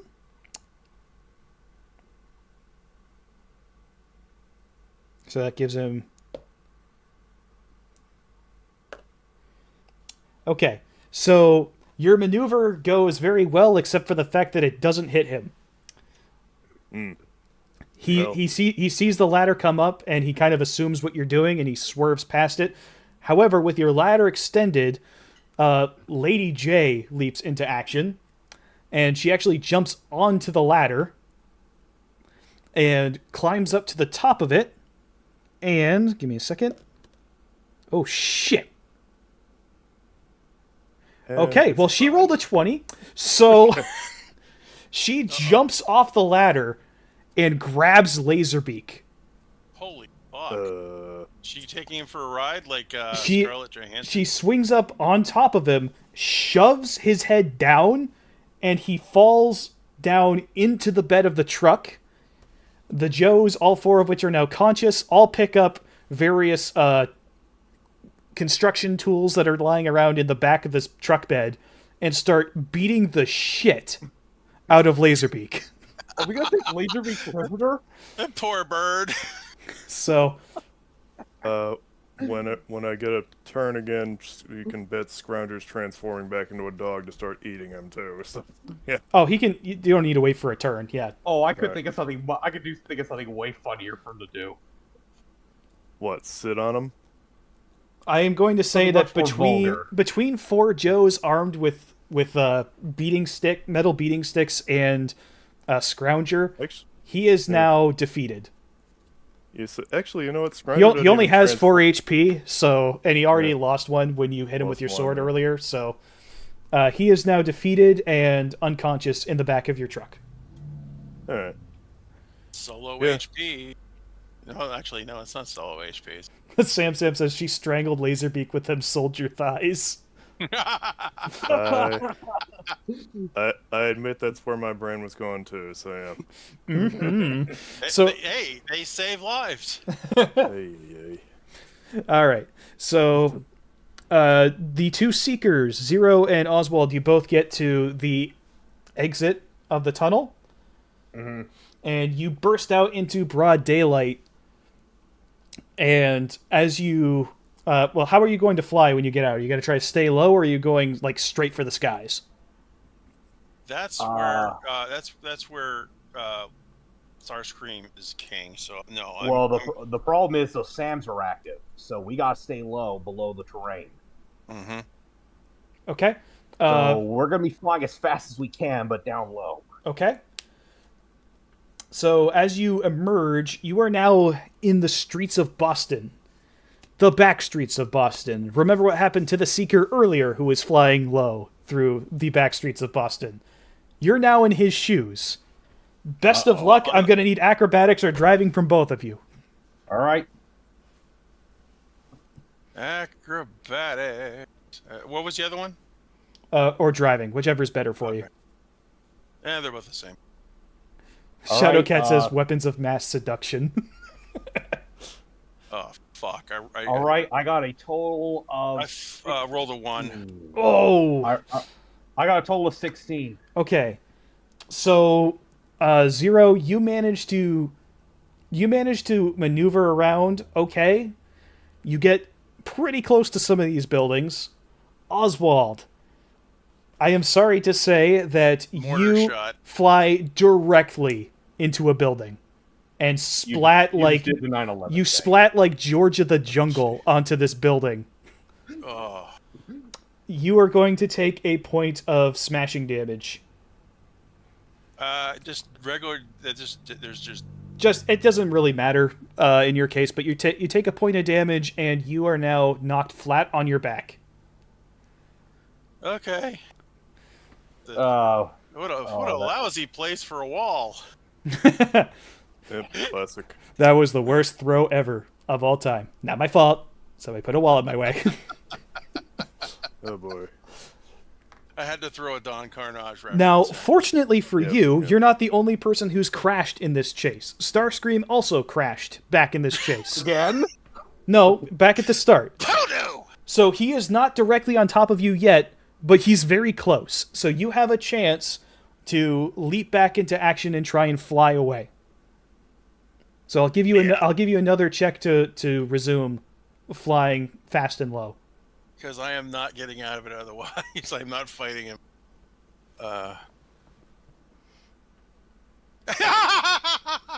What? My next roll is a fucking 20. Alright. Well, What's up with these dice? So Statistically, smacking directly into the wall apparently shook something back into place in your sensor banks, and you managed to remember transform and fly rather stylishly, in fact, through these buildings, threading through them like they're nothing. Lesson learned: you are doing perfectly fine, but Starscream is close behind you now, and he's starting to shoot null rays. Because of the winding terrain and the difficulty of flying, first I'm going to make sure he can actually keep track with you. So give me a second while I pull up his stat sheet again. I do have a pretty good evasion score. So when he emerges and he's flying fast and low as well, he gets a D2. Oh, you've got a 19 on the die, so he doesn't crash. He is going to take a shot with one of his null rays. I'm going to give him a snag because of how difficult the shot is. Yeah, I believe you're shooting for over 17. I think that's how it works. Because my evasion score is Yeah, 17. and he got, let's see,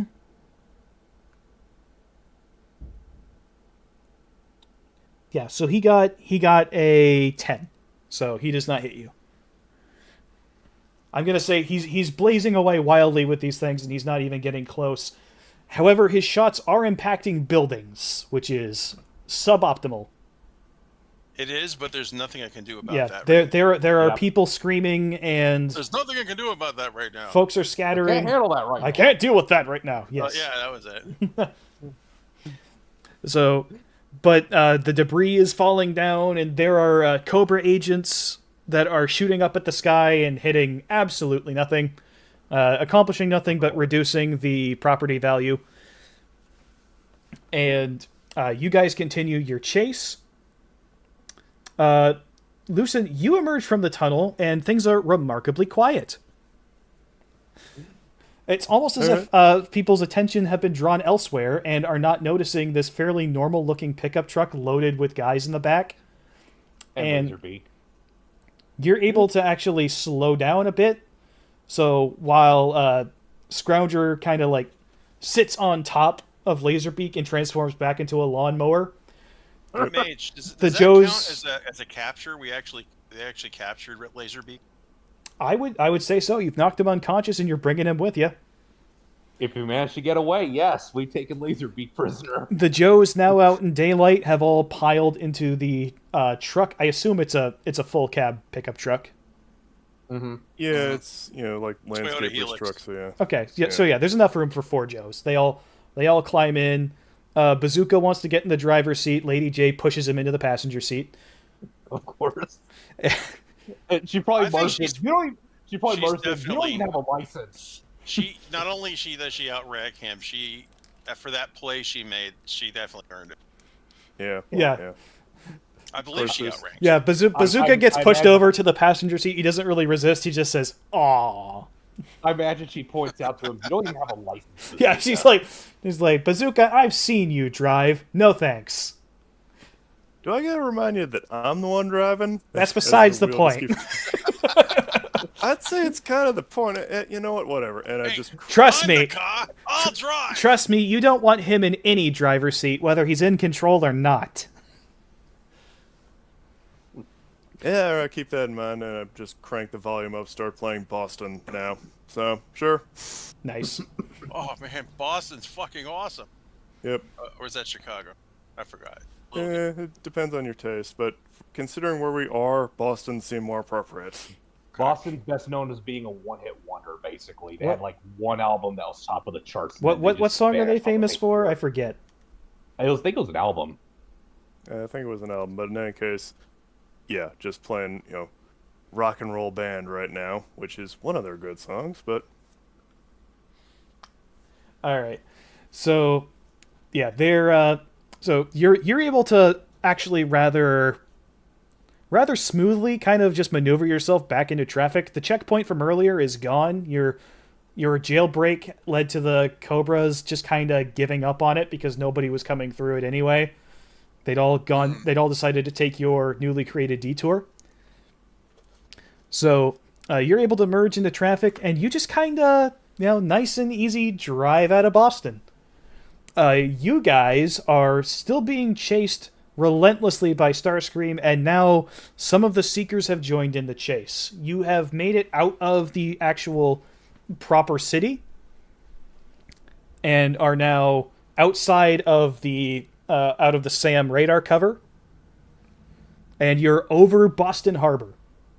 Fox 1, remember that program about Robin Olds? Mm-hmm. What do you say we turn back on them and mix them up, try to get them to crash into each other? Precisely my thought. Okay. On 3, you turn towards me. What are you guys gonna do? We're gonna turn towards each other and then just charge them and fly back the other way. See if they crash into each other. We're trying to get them to. I believe it would be acrobatics. But yeah, we're trying to get, since there's so many of them. Okay, this is based on a World War II scenario where Robin Olds and one other guy in P-51s took on an entire P-38s. P-38s took on 50 either 109s or Focke-Wulfs, and they were able to do really well because they were able to get in among them and just create just absolute they start chaos. shooting at each other. Yeah. Okay. It was an absolute furball. What I'm going to have you guys do is you can use acrobatics, driving, or performance for this, because it's almost like an air show maneuver. Yep. Mm-hmm. We're basically doing a thatch weave. Okay, 1, 2, 3, break. All right, give me your rolls. That's an 18 plus. That's 19 for me. Okay.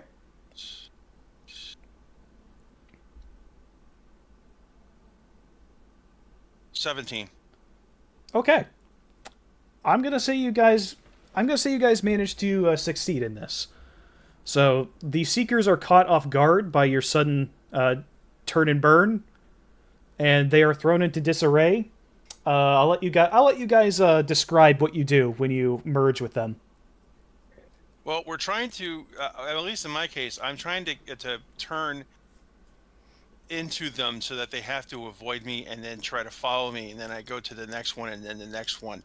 And okay, you remember you ever seen Macross Plus? Yeah.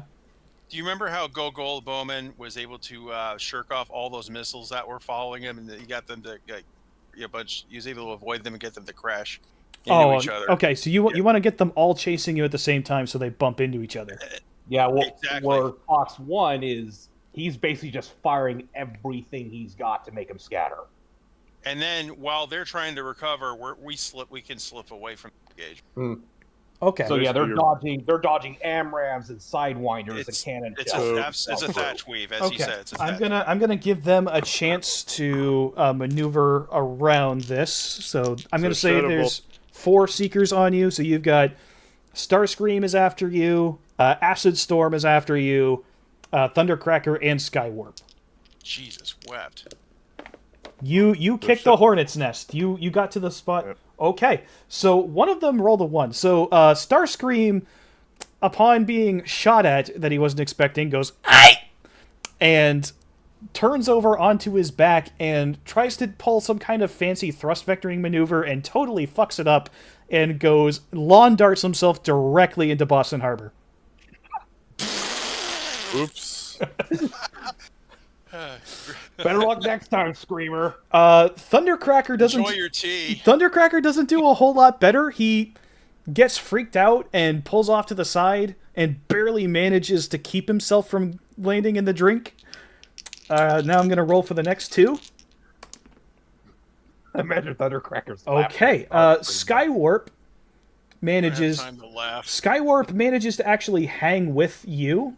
He's behind Oswald still. He actually manages to follow the maneuver very well. Teleported. Acid Storm is completely lost. He's lost visual. He doesn't know where anyone is. and Isn't is Acid Storm a chick? No, Okay. I don't I don't remember. think so. I don't remember, but whatever. Acid Storm can't figure out where anybody is, and is just kind of like, wait, what the fuck? So, yeah. So currently, the only one who's still pursuing actively Smokescreen. is Skywarp. Hey, we Okay. Well, Oh, he's that's- behind Oswald, but I can maybe get behind him and distract him.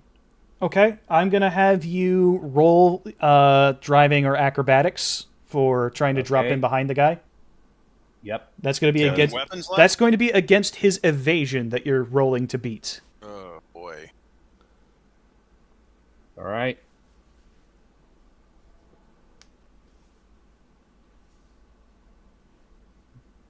You won't believe this after all the other crappy rolls I got. What'd you get? Natural 20 plus a 4. Sweet. It doesn't. Okay, you fall in perfectly on Skywarp's ass, and Giggity. you are like you're huffing his fucking afterburn smoke. You're so close to him. You are able to perfectly line up your shots, and you start ripping into the back of him. Ripping ass. Okay. Yeah, you literally start tearing him a new one. That's what the Vulcan sounds like, actually. Yeah, pretty much. So he, upon being shot, oh fuck, he rolled a 20. He transforms, and in the process of transforming, he slows down drastically because of the drag, and actually manages to punch your canopy as you go by. Oh. Oh, that's gotta hurt. So I take a point of damage. Yeah, you take a point of damage from that, and I'm gonna have you roll a check to stay airborne because that hit you hard. Driving check. Yep, Does it shatter the canopy? it's cracked. I mean, it's Cybertronian glass, so it's quite a bit tougher than. It's an actual Skywarp too. R22. He hits hard. That he has pounded you a good one, Giggity. Ah, god damn it. What'd you get? Total 9. Ooh. Okay, so you spiral out of control, and you are not quite in a flat spin, but you're in a tailspin heading down toward the water. And you manage to break out, and you actually your belly smacks the water just a little bit, and you manage to just kind of keep yourself right in the air, but only just. And now he is on your tail. Ah, great. How much health do you have left? 2. All right, well, he's shooting. So let's take a look here. I have your stats up. Your My evasion evasion is is 16. 16. Okay. He gets a 14, so he does not manage to hit you. But he is scorching the water all around you. So, you're getting, pew, pew, pew, pew, pew, pew, popping up in the water just all around you. Not quite getting you.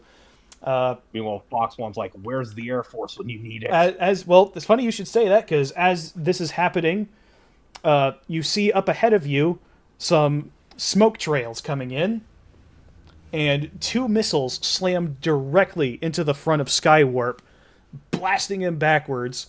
He gets forced out of his jet mode, transforms into bot mode, and flops down into the water. Acid Storm, having finally realized where things are happening, is now suddenly tied up in a furball with a bunch of very familiar-looking jets. Sky Strikers. Sky Strikers. He is now dogfighting 6 Sky Strikers. Where am I when this is going on? You are still fleeing. Okay. So Meanwhile, cut back to me on the road, just going, rock and roll band, everybody's waiting. Sipping along. da da da da da. Yep, Singing very, very badly with. exactly. Actually, it's probably more than a feeling by now, because that's the song Boston's known for. Yeah. Oh, that is them, isn't it? Okay. Yeah. Yeah. They basically invented AOR. So Yeah, maybe.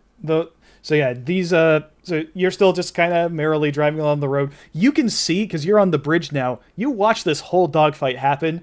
You saw Starscream absolutely eat shit out there in the bay. Starscream Oh, is boy. now flailing about in the water, shouting all manner of unintelligible gibberish curses in your general direction. Angry jet noises. Yep, exactly. So you guys have successfully rescued the Joes and escaped from Boston, the never-made sequel to Escape from L.A. Yeah, and then Nice. took Starscream, not Starscream. We took a laser beam. Yeah, you guys have Laserbeak with you. Yeah, we got to embarrass Starscream. Which I We guess is embarrassed okay. We've embarrassed everybody, including ourselves. I think we're batting 500. I'll take it. Mm, Not bad, not bad. The Red Sox, so why the hell not?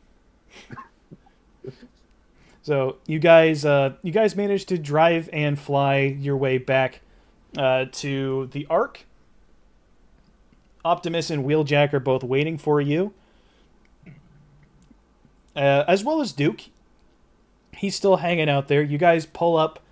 The Seekers get there first, and you both. I imagine they see Fox One's banged up again. They're like, "Great, Ratchet's got more work to do." Yep. Luckily, it's mostly just super. Yeah. Well, Ratchet is up in the Arctic Circle currently, so Wheeljack is going to be the one working on you. Oh joy! I actually am a repair guy. I can help Wheeljack at least, for whatever that's worth. So you guys both managed to land. Oswald, Shadowbolt, when you land, you've still got some dents and some dust on you from your encounter with a brick building in Boston. Brick building in Boston. Yep. The only kind of building in Boston. Mm-hmm. But so you've So I guess we'll clearly give a report. you've clearly smacked around a little bit. Fox One is noticeably banged up. He's taken a couple of rather unfortunate hits, but he is still functioning. I'll And give the hard numbers to the Prime first. You know, we got Yard Dog scored a maneuver kill on a Seeker. I'll mention that we knocked Soundwave and Starscream around a bit. Starscream crashed twice. Yeah, and we. Oh, by the way, we both of them more or less self-inflicted, I might add. Yeah. It's just like jet fighters. A maneuver kill is a legit kill. Yep. So But we also managed to snag Soundwave. Actually, Lady J is the one that should take the credit for that one. I don't know how she did that. Duke brightens up a little bit. He's, oh, Lady J, she made it. And she brought you a present. I know I know a man who's going to be very happy to know that Lady J is all right. He's been worried sick about her. There's also so we have some intelligence for you. There was a lot of electricity going through these pipes. We turned off part of it when we managed to slow down a train and help the passengers get out because it was disrupting train operations. But all the power is being in the city or a good deal of it was being shunted toward this project. Part of it was a Energon production facility that was used almost exclusively to power the Constructicons, who were building something. They were being worked very strongly or very heavily along with this project. Everybody was referring to as the package, but no one was quite sure what exactly the package was. Interesting. You say that you've captured Laserbeak. Yes. Where is he? Just He's with right around this time, Yard Dog pulls up on the horizon and drives his way up to the Ark. The Joes all hop out. They all celebrate with Duke. Bazooka says, "Yay!" Yep. And they're all having a great time. Of course, Duke probably notices Bazooka has no eyebrows. Yeah, Yep. he His says. mustache is a Yeah, little no, curly. he's like, hey, Bazooka, why do you only have half of your mustache? He like smacks at his face and says, "Oh no." That ain't nothing. I mean, the whole way here, those other three Joes been saying that Lady J has a brass pair, but none of them tell me what it's a pair of. Duke knows. Duke knows. He probably would, yes. So they all go off for their own independent debriefing, and Wheeljack walks up and he reaches into the back of Yard Dog. He just kind of like shoos Scrounger out of the way. It's a little bit like trying to get something out of a dog's mouth. Yeah, It's like, yeah. He's like, "Come on, Scrounger, Let give, go. Let give." go. Actually, I'm gonna have him roll an animal handling check for this. Great. Okay, so he rolled pretty well actually. He Trying to pulls say an no. energon treat out of like his sleeve. It rolls back a panel on his arm, pulls out a little energon goodie. He's like, "All right, hey, you go get it." And he like chucks it off to the side. The Scrounger jumps out and runs off. He catches it.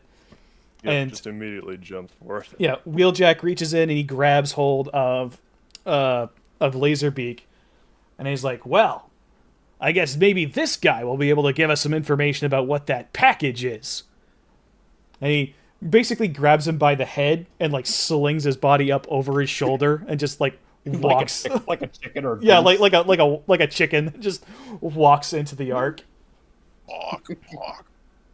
So Optimus Prime, he puts his hands on his hips and he nods and says, "Good work, Autobots. You've gone above and beyond the call of duty today. Go and get some rest. Get yourselves looked at. Get yourselves repaired. We're going to have a long day of work tomorrow." And Is there any idea what that package? not yet, but knowing Soundwave, it can't be anything good. Knowing him, he's going to be very angry about losing his favorite cassette. Or Not is to it mention Ravage that being was his beaten favorite? into a pulp. Ravage is his favorite, but yeah. So Second favorite thing. And that is where I'm going to call it for tonight. That is the perfect spot. You guys have successfully completed your mission, plus a little bit extra. I did not expect you guys to capture Laserbeak. That was you, dude. That was Lady J. that did that. That was really cool. Helped that with was the a- layup a little bit, but yeah. I was gonna have her try to beat just smack Laserbeak with a shovel or something to smack him into the wall, but she rolled a nat 20. Yeah, well, if you Splang. So get a net 20, you gotta roll with that. yeah, exactly. So Well, yeah, Lady J's got some Krieger skills. yeah, that was really cool. We didn't have a whole lot of combat. The escape went differently than I expected it to. So That's the way it usually rolls with these games. you guys went loud on the exit. So very This is the only time to go loud. very cool stuff. We managed to make that work. So what'd you guys think? I had a blast. I'm looking forward to A next few, time. actually. Awesome. Pretty good. Sweet. Yeah, I can't wait. Yeah. So yeah. I mean, because Alright. I kind of went broad and shallow on my skills, I feel a little underpowered, but that's more on me, I suppose. But yeah, it's pretty good. In my case, well, I am playing a specialized combat character, so there wasn't a whole lot I could do until we went loud. Now, after session 1, what I'll say is that if you guys want to re-roll your stats or you want to maybe respec some things, you're welcome to after the first session. After next session, you're kind of I'll say that you're locked in to your build. But if you guys spot I'm anything good. you want to change about your character at all, you can go ahead and go for it. I'm good. I just know that there's just some maintenance stuff afterwards, XP energon pool for the for the group. If it's anything like Shadowrun, there's a personal karma, and then there's a karma pool. Well, I haven't gone in depth on that section of the book. We'll hammer out those details afterward. Okay, cool. Plus, I have a robot dog to build. Yeah, maybe so. Yeah, was not expecting Scrounger to play as big a role in this, but I guess there you go. Hell yeah. Yeah, He's gonna, I definitely wanted to make sure that you guys could utilize that. I grew up with Armada, so like I got a soft spot for mini cons. Oh, there you go. Mhm. Anytime there's a mini con, I wanted to do stuff. Well, if you think about it, the cassettes are kind of like mini cons. That's exactly what they Yeah, are. pretty much. yeah. All right. So to everybody watching, we've been playing the Renegade Transformers RPG system. This was our first time ever running a game with it. I think it went really well. I had a really fun time DMing this. The game system itself is kind of messed up, but we're rolling with it. Yeah, we're kind of freeforming some of it. It's designed that way. The thing about it is that there is hard crunch for everything, but it's not really a simulation type game. It's very much a fly by the seat of your pants kind of game. Plenty of that. Yeah, we definitely did some of that, but there is potential here for a lot of stuff. And it was my first time running it, so there are probably things I could have done a little better with the stats. I'll be a bit more prepared going into next time. Experience with it is going to help a lot. So as I get more in depth with it, I'll kind of learn some of the stuff to do. But I'm glad that the first session wasn't a disaster. So Yeah. Yeah, we were that's pretty prepared good. for the worst, and yeah, we ended up doing really well. I had a really good time. That was a really fun first session. Yeah. Was. Yeah, I think we were able to roll with a lot of stuff there, so it worked out. And can we make this like a permanent thing, like Sundays? That was kind of my plan. I'd like to go every Sunday if I can. Cool. If that works for you guys. Hey, I'm game. Tentatively, I'll just make sure we leave that part of my schedule open. All right. Yeah. If it doesn't work for anybody, we have to miss a week or two. Not a big deal. It's not a super hardcore commitment, but I have some ideas of what we can do with the storyline here. When we wrap up the story in Boston, I could easily see us moving on to the Arctic Circle, doing some stuff up there. Maybe even going to Cybertron. Oh, Cool. it's a big jump there, but okay, sounds good. Yeah, there's Space a bridges. space bridge. Yeah, there's a space bridge involved. I already know what I'm doing for respecking Fox One. I'm not changing much. There's only a couple things I figured. This is the combat oriented character, so I'm probably going to lean more into that. Alright. The only thing I'm doing it differently is it's purely aesthetic. Is the grenades that he's got? I'm just gonna say he doesn't throw them. He launches them. He has these jump jet, these engine nacelles that are over each shoulder that have a space in between. Okay. This panel opens up and he launches. All right. that We way. can make that work. So yeah, all I have to I've figure also out now. I've also concluded that if you only have D2 in a stat, it's really not worth it. It's not, but it's a step mean, for when you level up. It's the same as having Yeah. like a +1 stat. Like it's not a big boost, but it's better than nothing. Yeah, I mean, I've got a D2 in quite a few stats, and yeah, it's the entry level. It's just marks it so I can level it up later. Yeah. And also, if you're encountering like a downshift, for instance, at least you're not automatically failing. You're just rolling a D20 now, so it's When not you're so low bad. level, yeah, you're not gonna be the biggest swinging dick on the block, so you have to Obviously. play accordingly, and I think we did that very well.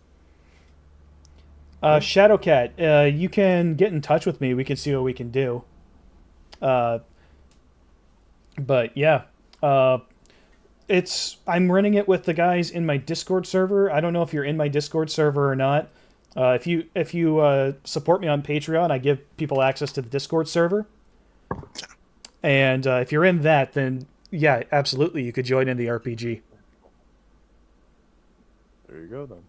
So yeah, now all I have to do is figure out how I'm going to work My Little Pony into this. That's Oh, that's boy. right. They do cross over at some point. There, Yeah, they also the Renegade, cross over Power Rangers. the Roll20 RPG system, I believe, does have things for my. I at least know of one adventure for this RPG system that has My They Little also Pony do in it, Power Rangers, too. Oh boy. In and fact, you could spec into being a grid expert, morphing grid expert. oh yeah, that's true. Yeah, like you can actually make a transformer that's a Zord. Which is really cool. What's this now?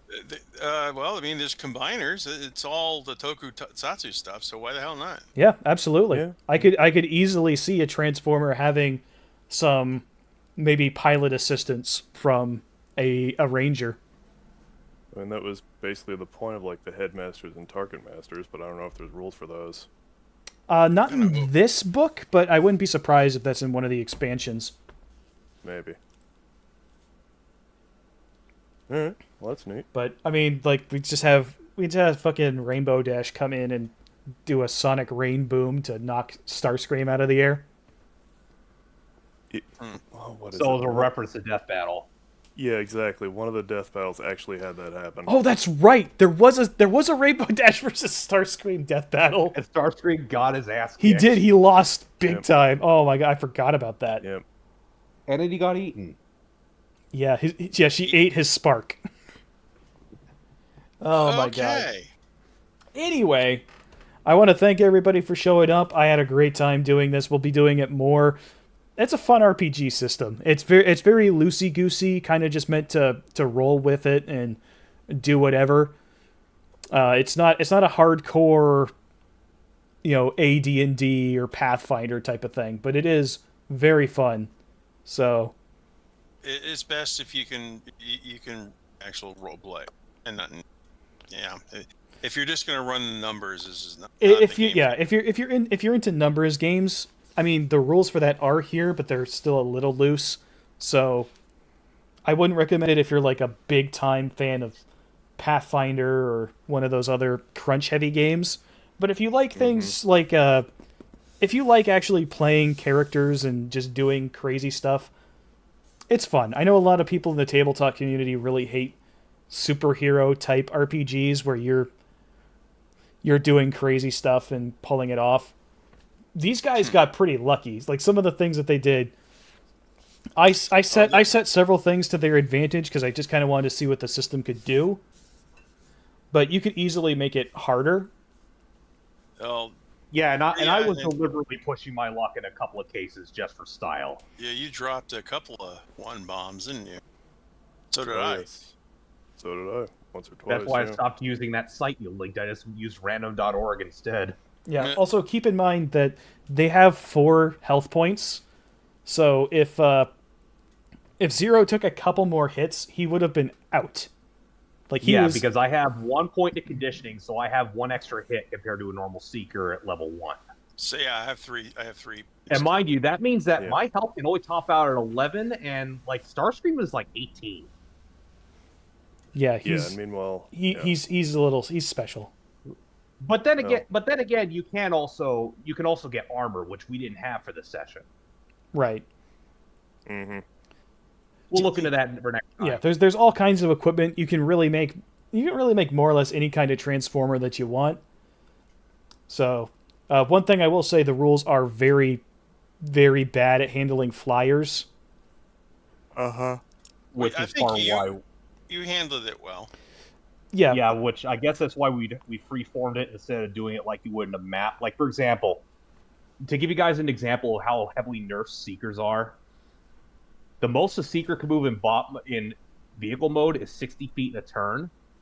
Human-made attack helicopters can move 90 feet in a turn. Yeah. Yeah. I mean, can, So they're- you run could be faster you could than be an SR-71, and a fucking Apache's gonna outrun you. yeah. Well, I it can comes run down faster to... than I can fly. Yeah. I mean, there's even a paragraph in the book saying, yeah, we know the planes are not this slow in real life, but you just gotta roll with it. yeah. It's like think of the game, the game system like this as a salad bar. You take what you want and leave the rest.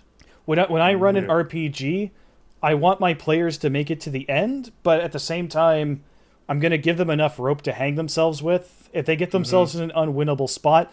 So my plan was, if you guys ended up going down, I would have you get captured and then have to try and escape. Okay. Fair enough. The rescue team So- needs rescue. Got it. Yeah, I mean, you guys were brand new, so it's not totally unheard of, but you guys would kind of have to figure out a way to get yourselves out of that sticky situation. I'd have had to...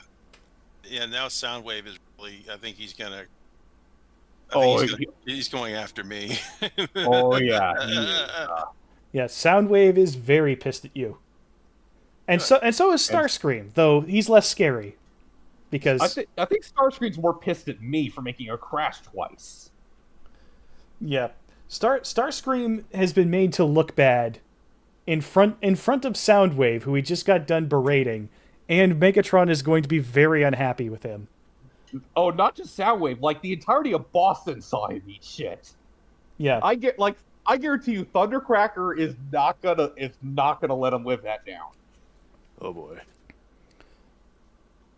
yeah. Basically, everybody's unhappy on the Decepticon side, and the Cobra guys aren't doing much better. Yeah, because they're like, I just imagine Starscream calling him Cobra Commander, and it's like, why does it sound like you're arguing with yourself? Yeah, exactly. It's like, huh. Oh, there's definitely going to be a scene like that. But yeah, so we're going to wrap it up here. Thanks again to everybody for tuning in. We'll be back hopefully next week to do this again. So I will see you guys there. And yeah, until next time, this here is Mage Leader signing off. Catch y'all next time.